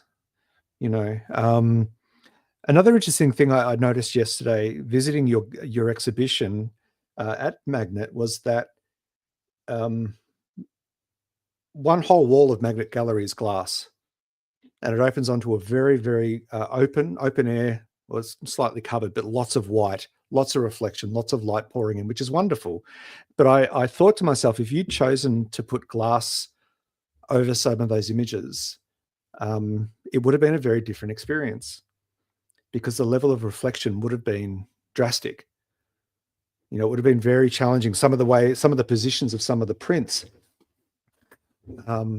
your ability to kind of view them without having to adjust your alignment to avoid reflection would have been, you know, quite challenging in some of those cases. So I think there's also a lot to be said for when you are moving into considering your first exhibition, working, you know, with the exhibition space to understand the space and the size and where the light falls and how it's going to look at night and how it's going to look first thing in the morning, where the sun's going to rise and set, and all of those elements that really do impact it. The other thing I like about the virtual space with the concept of exhibitions is that, like Justin said, it is a very cost effective, because it's intimidating. Like you've said, Nick, it's intimidating, the potential cost of running an exhibition, not knowing if you're going to actually sell prints or if you're going to make any money out of it at all. It is a big investment, and there is risk involved, as there is with any endeavor of that nature. But the virtual space does create, especially for people new, and maybe it's a younger demographic that'll kind of take this up more than us traditionalists. You know, it does create just an alternative means of showcasing work that is not on a tiny postage stamp size app, most importantly. I think that's more where I sort of saw it. Obviously, I think the idea of absolutely planning and students and stuff, that's probably maybe where it would come in first, I would say. You know, if students could host, you know, a virtual exhibition without the massive costs of things before maybe they lead into a later on in their studies, they lead into a, you know, an in-person one and that kind of thing. But I'm almost thinking like, you know, I follow photographers on Instagram, but I don't want to see their work on Instagram. You know, like, you know, imagine if a photographer, instead of following them on Instagram, you can sort of follow there, and they might have a few different curated collections of work in different virtual gallery spaces that you can just, you know, sort of wander around and see their work. And then, you know, they might open up a new space or refresh a space with some new images or something like that. So rather than sort of just scrolling through their work on a tiny little screen, you can immerse yourself in it. But it could be a more constantly evolving, almost portfolio style, you know, like rather than a website, there's a space that you can go, instead of going to a photographer's website, you can go to a space and possibly even like hear them talking about some of the works and stuff like that. I don't know. That's what's been rolling around my head for a while. I'm sure someone really smart will probably do something with it. And I think a further step beyond that, Justin, sorry to cut you off. That's right. Do go on. I do. You're a bit mouthy. But taking a step back from that even is a tutorial on how to set up an exhibition. You know, we have content. I'm sure that there's content out there on YouTube where it provides guidance. There's bound to be guidance and direction on how to, what's the best way to display your works in an exhibition space. And, you know, I think that'll lead to content creators making demonstrations and tutorage on how to create a virtual exhibition. And, you know, there's a whole nother skill set there being learnt that hopefully will lead to, you know, many people then looking at doing, like you said, their first physical in-person exhibition. It's a really interesting subject, and I think it's something that I think we Sorry, Nick, unmuted. You're good to go. Sorry, mate, you were going to say something. I was great, because I think that's a great point, and just where I'd sort of just expand that a little bit too is the thing. Not only is that sort of preparation and planning, not only is it specific to sort of like exhibition prints and the curation of works per se, it's also like events management. So you've not only got sort of the thing of working out what photos are you going to shoot, at what site, in what sequence, in which gallery, framed or unframed, mounted, or all of those kind of aesthetic options. You've also got the thing about planning for an exhibition is that you've also got, you've got to promote it. So whether you do in tandem with the space that you're exhibiting in, whether you're sending emails, whether you're using your own social media, then there's if there's an opening event, it's coordinating all of the logistics. Or is there going to be booze? Is there going to be food? Is there what, how are you going to do those things? And I guess the reason I'm saying that is because people, this is a photography podcast and it is all about photography, but what I'm just would like to put on the table in regards to exhibitions is that it almost becomes event management in a way. And that's, in all respects, they're the skills that probably I found as a photographer the most difficult to kind of develop.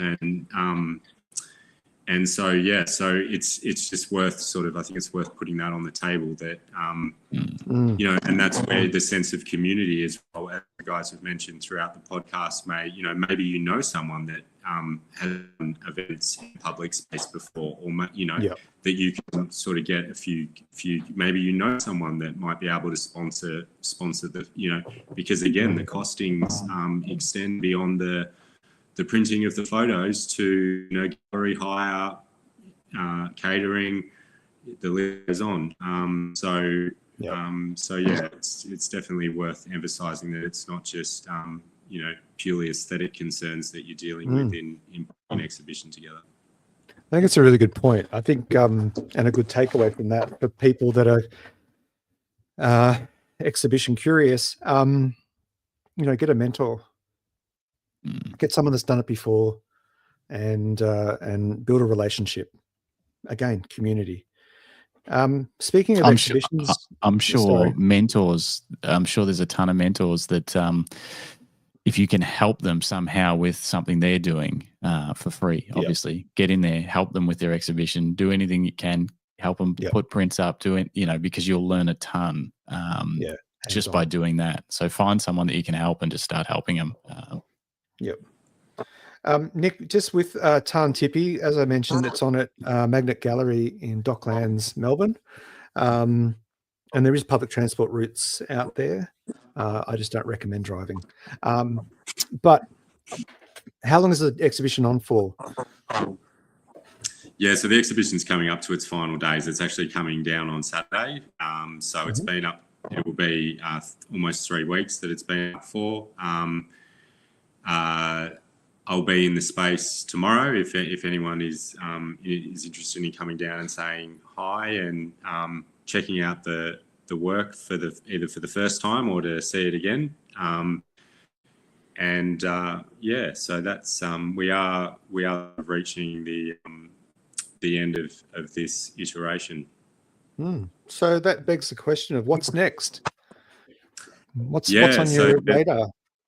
Yeah, well, I guess as we've touched on, the line is an ongoing documentary project that we're looking to continue, particularly over the next 12 months. I think that some of that infrastructural development that you mentioned, Greg, in your introduction to that project is likely to commence relatively soon. So definitely in terms of getting some of those photos of the spaces before and the communities before that change really starts to take hold, I think is important. Can I just jump in there for a sec? Sorry, Nick. I think that's a really important point because the changing landscape of inner city, any city, our populations globally are expanding at such a fast pace that inner city areas are changing. And even just driving out, well, I didn't drive, I was in an Uber, but even just going in air-conditioned comfort out to a gallery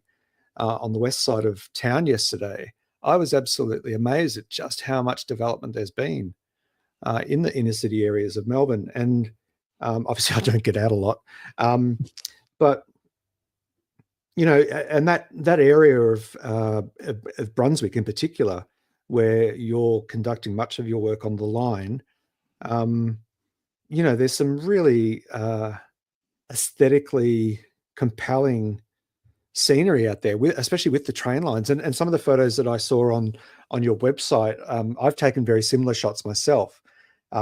because I had been out there and back so many times on public transport to the Brunswick area, and I've got photos of the silo, and there's a beautiful big kind of orangey red apartment building that's got these gorgeous arches that cast really beautiful shadow, in the late afternoon, and but a lot of that's going to disappear, or at least the views will change significantly when that Sky Rail passes further along on its way north. And I think it's maybe just an important lesson, or maybe just a consideration for those looking for a project. Is your local urban landscape significantly changing? Is there stuff in your area that soon will be changed forever? The views will be blocked. Maybe there's a high-rise going up in your neighborhood. Head out with your camera and document what's there now before you can't see it. That's a fantastic point, Greg. I think the thing is that change is always happening in every community, and so part of what your task is as a documentary photographer is to try and tap into where that change is happening and going about creating that record that shows. I mean, photography is part of what makes photography is that it's a record of time and place, and it's particular and specific in that regard. And with everything changing, those records are always going to be valuable to some degree. But yeah, so I think you make a great point, Greg. That's part of when you were saying before, you've done so many projects and that. Well, yeah, but like if you're a photographer, it's like you can't help but look at the world and see and have that thought. Well, it may not be like this tomorrow, or it's going to look or in 5 different. minutes. Yeah. So that's part of what I just love about. I've never felt sort of creatively, lacking inspiration when it comes to photography, because the world is just there waiting for you. Yep, that's a very good point. We're heading towards the end of the show, folks, and I want to thank everyone who's been listening along, or who will come to listen to this later on YouTube, watch it on YouTube, or listen to it on an audio podcast. Before we jump into the next subject of today's show, Justin has a fairly standard question that he likes to ask every guest. But before he does, I just want to preface it with that. Justin, Nick has already been on a remote island with his end of days camera. So did you still want to ask the zombie apocalypse question, or do you want to slightly tweak it? I don't know. Yeah, we kind of already know. I feel like he's probably going to take so Nick, we normally ask people like, what if it was, desert island situation, end of the world, you had to document it just with just one camera and one lens. I'll throw it to you. I think I know what you're going to say, but let's see anyway. What would you opt for? I'm not sure I would say the 85 would be what I'd pull out in that scenario, surprisingly enough. I feel like part of what lends me to gravitate towards that lens is the personal and the poetic. And I think if I was in a situation like that I would really revert back to that understanding that your 35 is your kind of standard prime. And even if it means that you do want a detailed shot, and that means getting physically closer to the subject, then in this case, the zombies. Yeah, as the zombies, mate, you've got to get there. That's part of being doing what you do. So no reward without risk. That's true. Very true. And you'd stick with Sony for your zombie apocalypse, or go with something more robust? I'd be open, Justin. I'd be open to any sponsorship options could persuade my answer to that question. Nice. Well played, sir. Well played indeed. Speaking of sponsorship and sloppy segues, it's time to talk about this show's sponsor, which is Lucky Straps. And fortunately on the show today, we have the founder of Lucky Straps. Who would have thought? Justin, do you want to give a quick plug to the Lucky Straps Black Friday sale while we're live and candid? Yeah, I wasn't actually going to mention it because I'm not sending the email really? out about this until tomorrow. But I have made it live on the website because I'm leaving to go away for the weekend tonight. So I was like, I want to get all this. But it's live. So if anyone has been thinking of buying stuff, now's the time to do it. Don't run out and buy something just because it's cheap on Black Friday, though. Make sure it's something you really want. And that goes for our products or a new lens or a new camera or whatever it is that you think you need. But basically, we're doing just 20% off all of our leather camera straps and leather belts. Oh, there's a few other things. You still owe me a belt. I know I'm sounding like a spoiled brat. But... You can order one today for 20% off. I've got to get one down. I've got to get it sorted. But yeah. No, loud and clear. If you need an Australian-made leather belt or camera strap, today's the day. It'll run through, it says Black Friday, but it will run through till probably Tuesday morning, I'd say. Yeah. Yep. And the discount code is BFCM24. Yes. Which I assume... I made it auto apply this morning anyway, so you don't actually need it. It'll just go on. So you don't have to worry about that. David, the drunk wedding photographer, wants to know. Leather belts, what are they? So if your pants are slightly larger than your waist, you can put a thing through all the loops that you might have seen on jeans and stuff, and that'll help hold your pants up. They're there purely by coincidence, those loops. They're just, we make leather belts as well as camera straps in the same factory. So they're all Australian made here in Bendigo, and we ship them all over the world. Yep. Little segue on that one. My grandfather always wore slacks. He was the sort of man that wore a fedora every day and a shirt, but his pants were often done up with a piece of rope. Nice. Even when he was heading to the bowling club. I think that's a style thing, I think. That is a style thing. I think that's shoelace belt. The shoelace belt. Speaking of Black Friday, let's end talking about our wish list. Nicholas, let's start with you. You've talked about your zombie apocalypse camera. You've talked about your Sony workhorse and your love of the 85mm for much of the work that you do. Black Friday, what would be at the top of your Black Friday wish list as a photographer? Oh, it's a question I don't even know how to approach, Greg. You could ask me something about philosophy or art, but when it comes to products, consumerism, I draw a bit of a blank. God. You sit and think on it.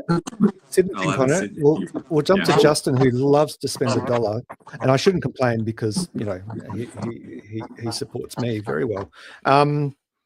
Justin, what's on your Black Friday? How many tabs have you got open on Chrome right now with baskets and carts filled? With baskets and carts, honestly, none. I do have about 40 tabs open currently, but it's all for work stuff. No, nothing. And so there's one lens, after going to Vietnam, there's one lens that I'm keen on, which is the Canon RF28 to 72.8. It's really, really light. And I think as a light travel zoom, it's got a bit of appeal to me at the moment. So I'm contemplating that, but I'd be making room for that by getting rid of a different lens anyway. But it's certainly not enticing. Honestly, I'm looking around. I don't think there's anything I need currently, and there's nothing that I've been hunting on Black Friday specials. Yeah, go on a trip or something. If you need something though, now's the time of the year to buy it because there are deals kicking around. But if you don't need anything, don't fill your carts up for no reason. Hang on. Well, that's the problem, isn't it? I feel like we've been inundated. Well, I know I have.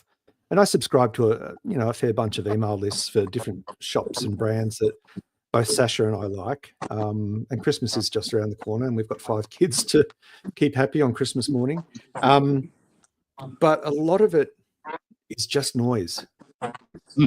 It's more raising brand awareness and offering anything that's really tangible in terms of stuff. Sure, there's some great bargains, but what I found with some of the stuff that emails I've been getting is that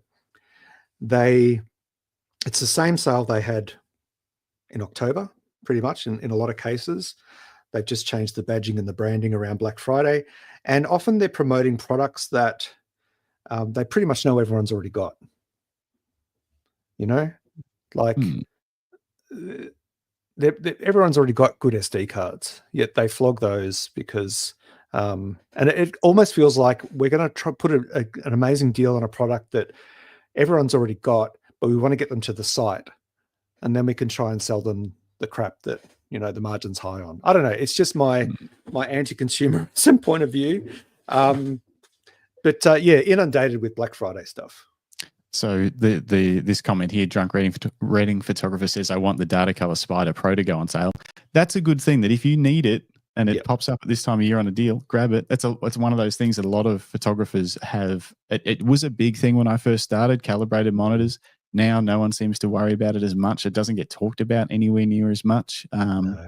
Like Mac monitors certainly have gotten pretty good to the point where you can a lot of the time maybe get away with not calibrating.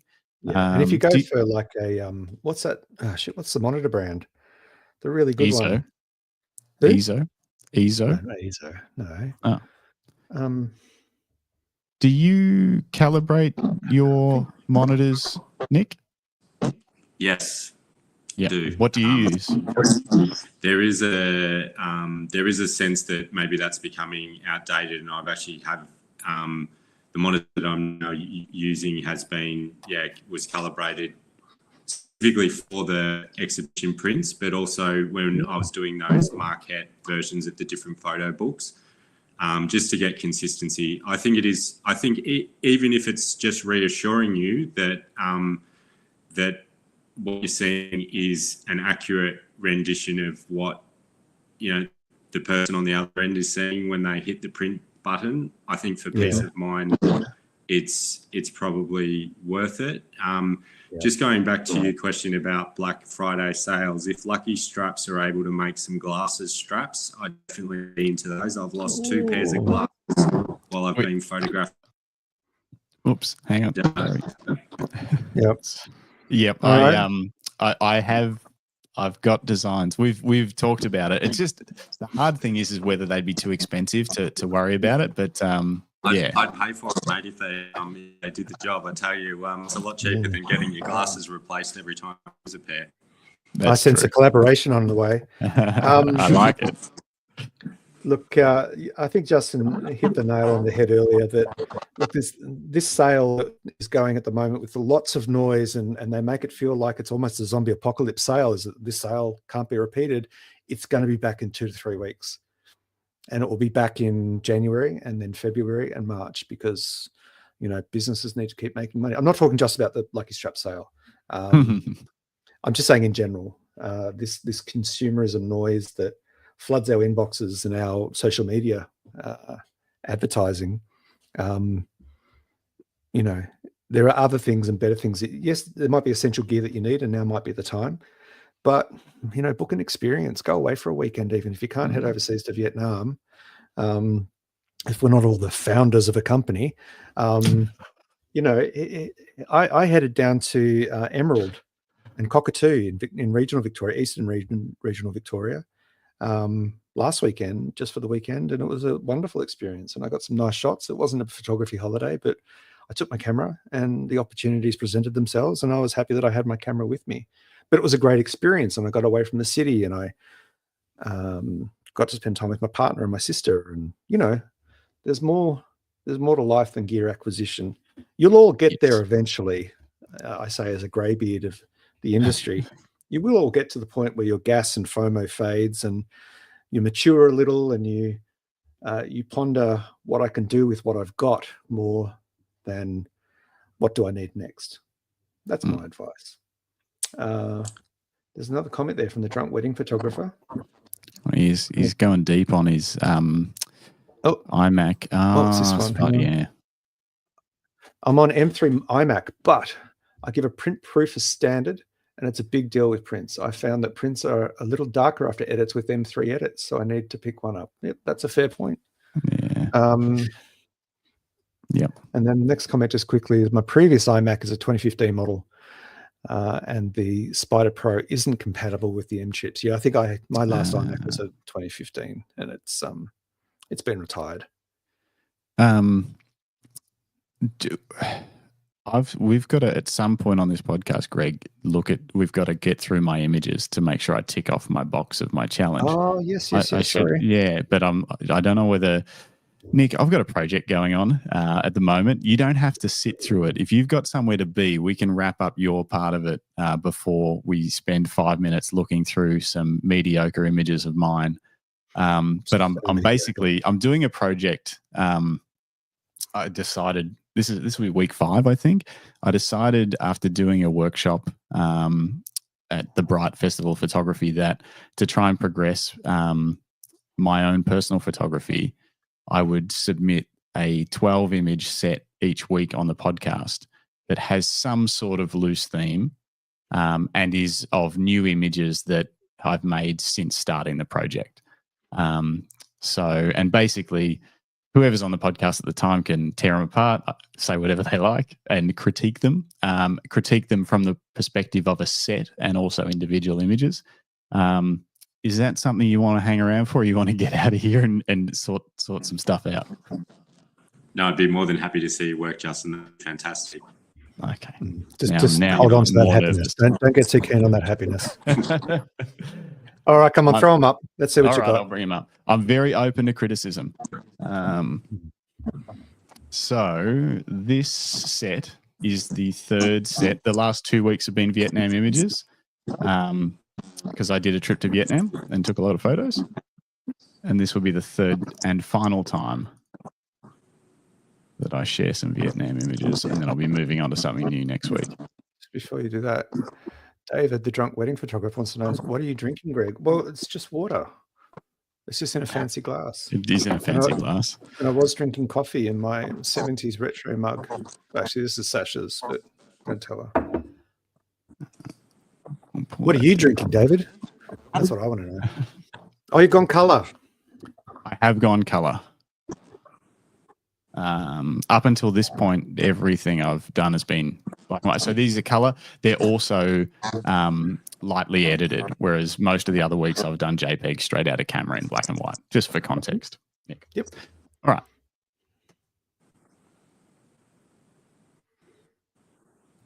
Make this a little. It's got a Jeffrey Smart vibe to it. I love it. Do that. There we go. Try not to knock off too much with the Lucky Straps logo.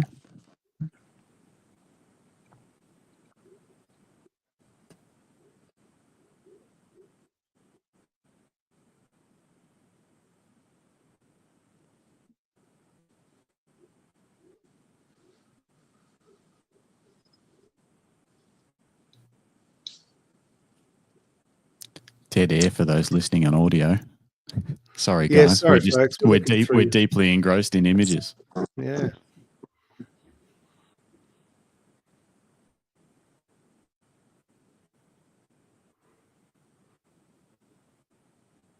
Oh, wow, that's awesome.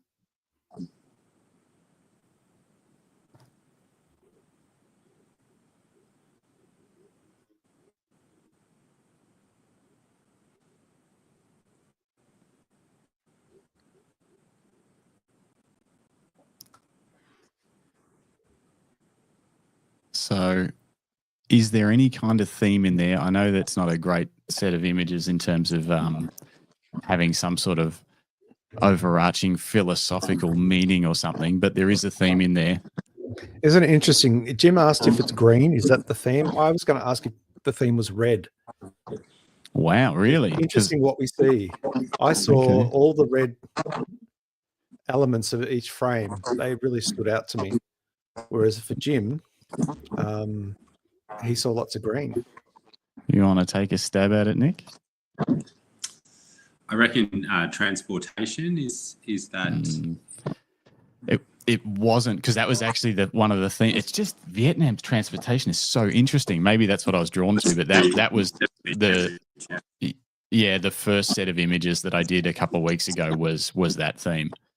Dave wants to know if it's neon. No, Jim's right. It was green. I went simple this week. I was just because I was editing them in color, and I left out a few images I liked because of it. Because there was no green, or because there was no green. Yeah. Can we cycle through from the start again? with that in mind, please. See, what stood out to me, other than the cow in the field or the whatever it is, whatever sort of a beast it is, was the red rooftops in the background. I didn't see the green grass or rice paddies or whatever they may be. I saw the red in the background. And then you saw the red there. Yeah, and on the sign and on the bike. I liked the way the yellow sign, red and yellow signs, and then the green, like green jackets, and there. So yeah, I enjoyed this one with the colours changing on the road as well as the colours alternating up the top.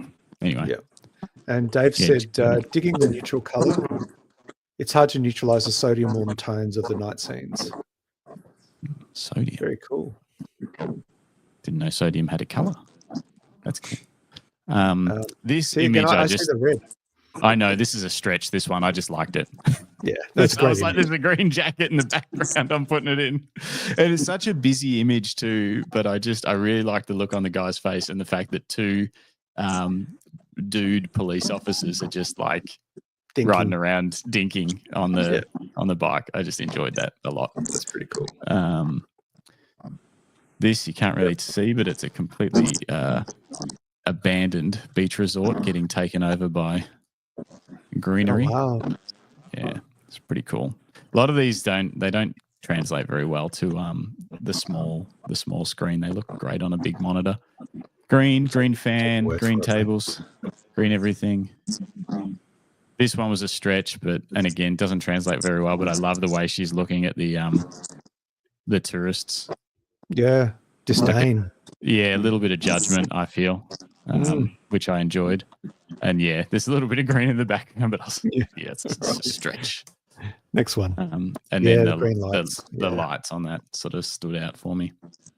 Anyway. So I saw the red hue in the sky with that one. Yeah. Isn't it funny how we saw a different colour? Yeah. This isn't a great photo, but I really like his foot. Because he's chilling, which draws me into this foot. Yeah. That's a bit of a foot. It's a bit of a foot theme. Yeah, that's probably the best shot out of the set. Maybe, I don't know. Anyway, it's not easy. I enjoyed this shot too. Yeah, that's cool. Because the trees are illuminated, like they're really punchy. Yeah. Yep. And then not a lot of green in that one too, but it does kind of draw your eye down the road to the green at the bottom. Yep. Yeah, it's not. Sorry again to subject you to those, Nick. It's not easy. It's not easy doing this each week. Because like I said, I'm not a super creative photographer. But it is certainly making me push my comfort zone. I'm excited to look when I get to look back after doing this for a year, because that's the plan. Like what changes? Yeah, absolutely. And I think that there's photography works on so many different levels, and it's not about being a fine art photographer or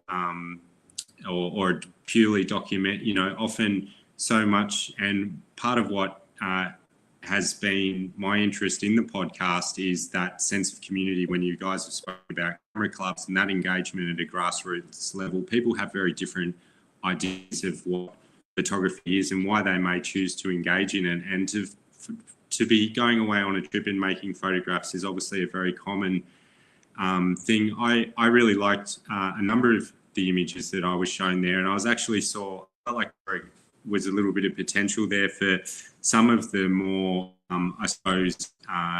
naturalistic landscapes to be juxtaposed against some of the more urban spaces. I sort of thought that there was when the sequencing of the imagery started to unfold, I sort of thought that would be the direction that you were heading in, because I could see, especially that the one of the green with the red in the sort of the foreground. I think it's the second shot. Yeah, like they almost sort of continue on from each other, shot 1 and 2, and you're sort of getting like a rural and an urban view. So I think, Justin, maybe one thing that if there was some to take the challenge to the next level would be to be thinking about combinations of images and how they might work together as pairs, and how that sequencing could work to convey a broader narrative.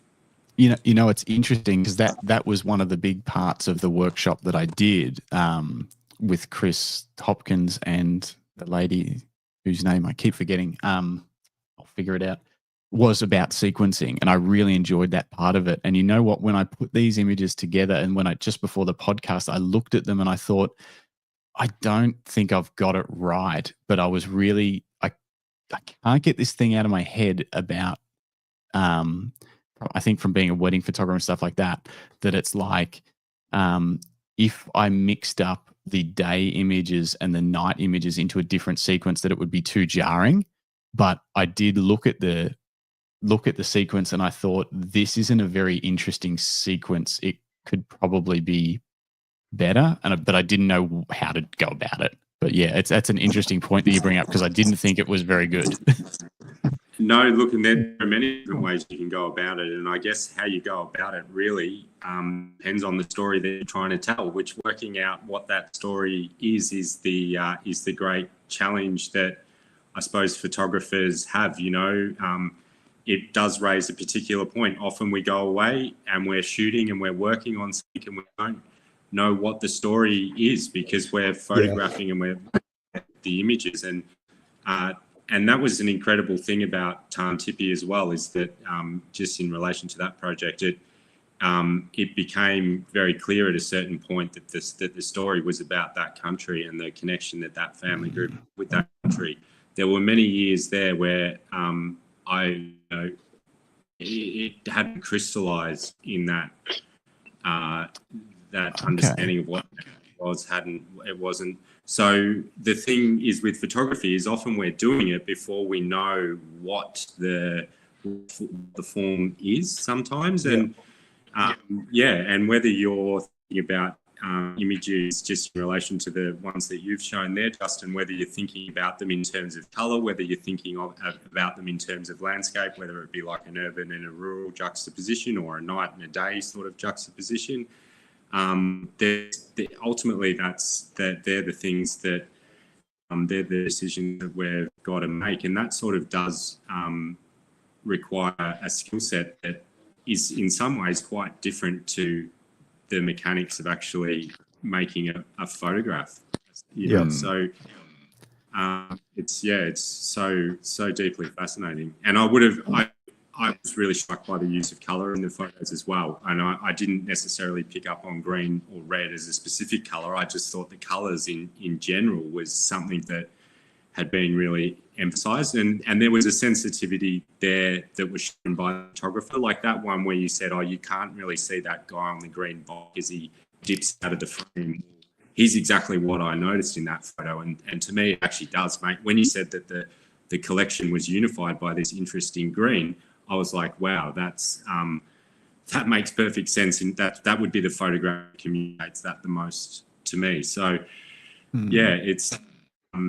it's terrific. And I suppose what we're saying here is that, photography often starts with a process of making pictures, but it can evolve into a storytelling.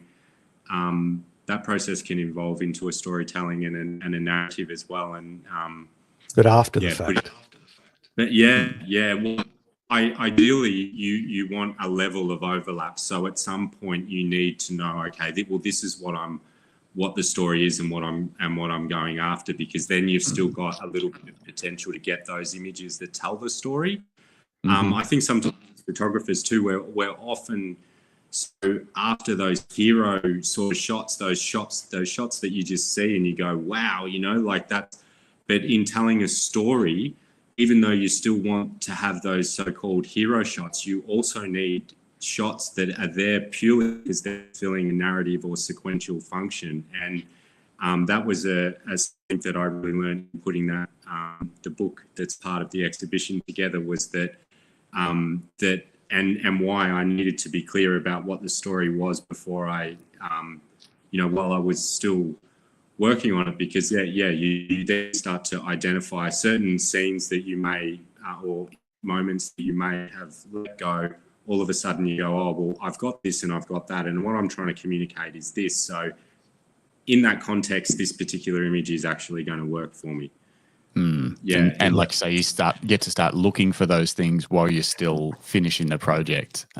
Absolutely, because and when I first started, that was the thing. There were projects that I'd do and I'd finish shooting and then try and assemble the narrative retrospectively, and you realise that there are gaps, and there are certain things that you can do with those gaps to fill them, but there's nothing like being able to go, oh, well, great, there's another week. I've got another week of shooting, and I know these are the types of images that I'm looking for because this is the story I'm trying to tell.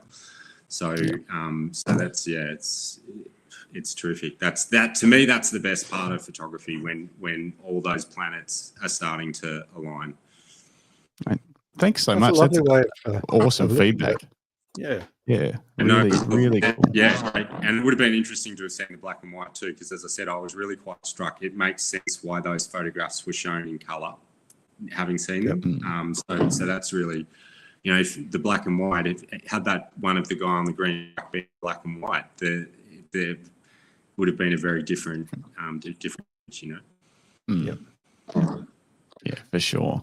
No, thank you. It's like I've assembled my own creative arts degree on this podcast by doing this every week with a different photographer. It's actually been it's been very, very cool.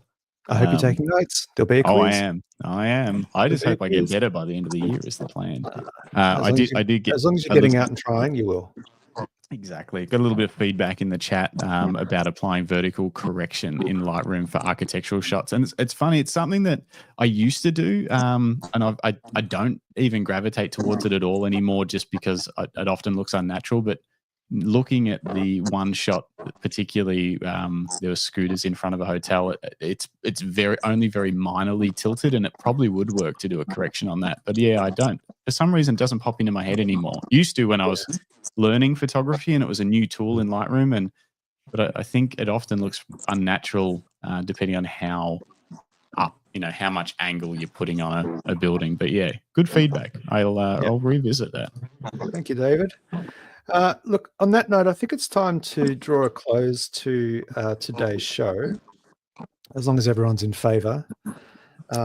Justin, have you got your little kind of satisfaction building feedback? You've got enough of that? Oh, I feel great. That was awesome. I'm pumped up for the weekend. Hey, quickly before we do finish as well, Tamron sent me this.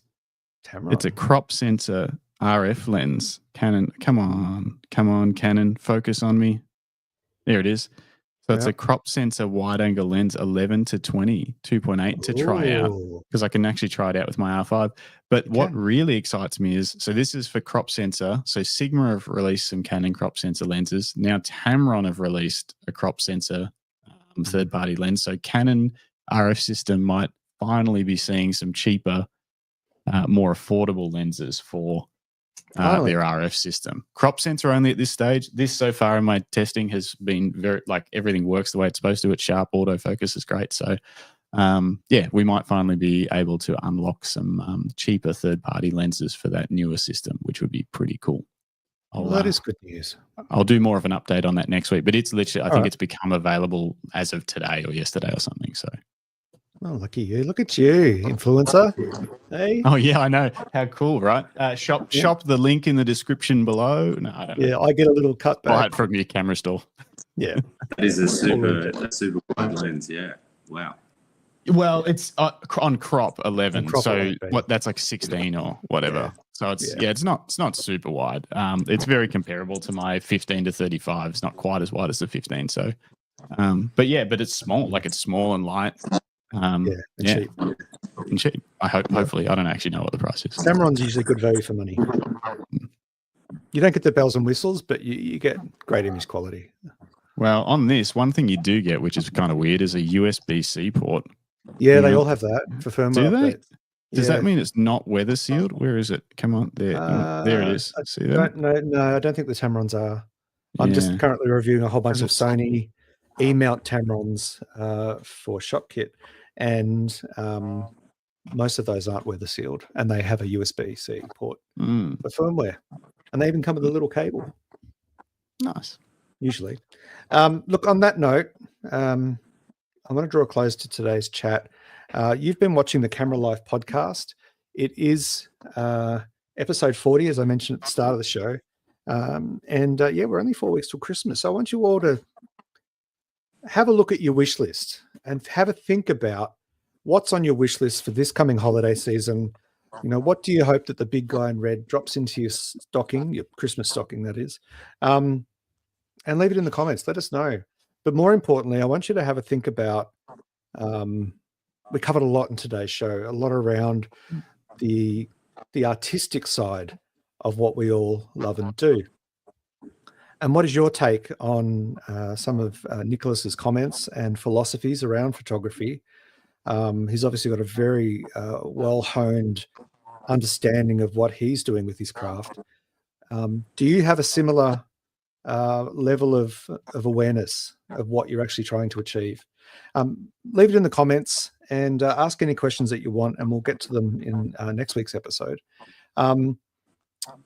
But on that, I just want to thank Nicholas for joining us today. We really appreciate you sticking around for the full show and sharing with us what is obviously a very personal project that you're passionate about. And you've got a very deep sense of responsibility and connection with the country and the people, as you call them, the custodians of the land. And I think it's really important what you're doing in observing and faithfully documenting and celebrating what a single family, First Nations family, is doing in one of the most remotest parts of Australia. It's a brilliant project. And you've got a couple of days. If you're in Melbourne, head down to Docklands, go to Magnet Gallery, check out Nick's work. Be sure to sign the guest book to let him know what you thought. But Nick, where else can people see your work? Online? What have you got? Yeah, well, I've been trying to make a little bit more of an effort with the social media, particularly on Instagram. It's not a platform, I suppose. Social media is just not something that's really come sort of naturally to me, but I am trying to, achieve a consistency of visibility there in that space over the last few years. So my Instagram handle is my name, Nicholas Walton-Heeley. My last name is obviously hyphenated. There's no hyphen in the Instagram handle, so it's all just in lowercase.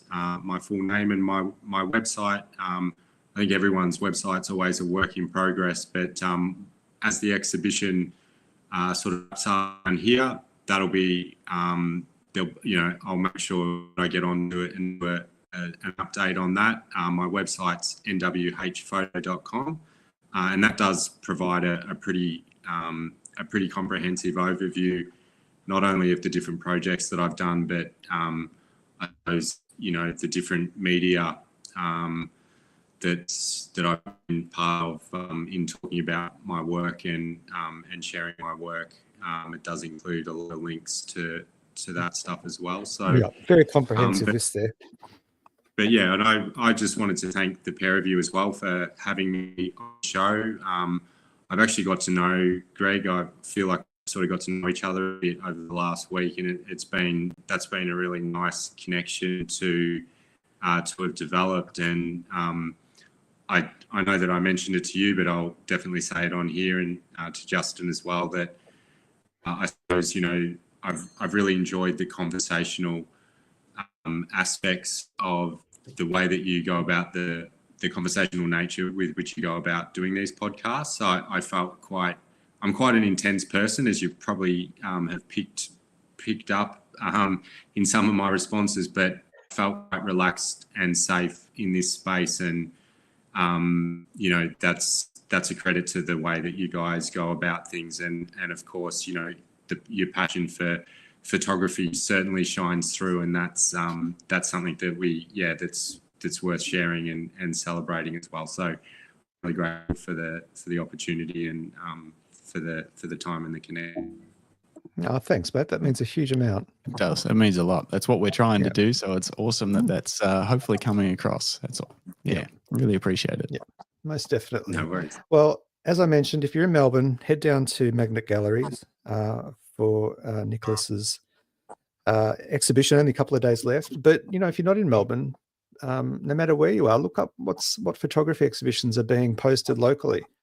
Maybe there's a local photographer that you can support. Head down, check out their show. You don't have to buy a print, but just show up in solidarity to support someone else's vision and demonstrate to them that community is still important in our craft, and that even just by striking up a conversation with another photographer, you can make a world of difference. But look, on that note, thank you again, Nicholas. Thank you. Thank you, Justin, for paying the bills. And thank you, Greg. You're very welcome. And this has been the Camera Life podcast. We'll be back next week, same time, 9 a.m. Australian Eastern Daylight Time on Thursday. David from San Francisco will be there with a question next week, which is exciting. He said he's going to hold it off till next week. Drunk Wedding Photographer says, great live stream. He'll check out the previous ones. Count me in as a new subscriber. Thank you. Yeah, we've got 2 subscribers. Check out what episode would you recommend to check out, Greg? After that, Dennis Smith. Dennis Smith stands out. Good one. Joel's is pretty inspirational. I mean, there's a ton. Like, yeah. Look, it depends on what you're after. You know, Charlie Blevins gives us an insight into working for a photography brand. Ian Tan is exploring new horizons with cosplay photography. You know, Russell Lord, because he's a wild surfing legend. He is. If you're into surfing at all, listen to the Russell Lord episode. Yeah, Matt Crummins, not just for his work with the Bright Festival of Photography. I mean, that is one of his standout, I guess, attributes on his resume. But also, you know, he does some incredible black and white underwater ocean photography that is really unlike anything you've seen. He also runs a lot of wildlife photography workshops. He's been a Fujifilm ambassador. You know, print a list, throw a dart at it, and make a start. Ooh, if you want an interesting one, you want to go way back pre-Greg times. Listen to my epically long discussion with. It's not coming to my brain. Where is it? That's why it was shit. It was not shit. It was great. Where is it? So memorable. Cy Moore, episode 11. Cy from New Zealand. All about creativity, creative diet for photographers. That is an epic episode. Go back to that. It's from 2023. You'll love it. Cool. And otherwise, yes, Frog, I did sleep with an R1 in Bright, slept my way to the top. And you did. Yeah. And maybe we will have to get the Drunk Wedding photographer on. He's a hoot. All right. Yeah, we done the next day. That's how memorable it was. Oh, I've gone silly now and I need to wee. Anyone else? Let's do it. Let's wrap it up. Let's wrap it up. Thanks again for watching. Stay tuned for next week. Make sure you subscribe, like, and hit the bell. And we will see you soon. Get out and shoot. Bye, guys. Where's the music?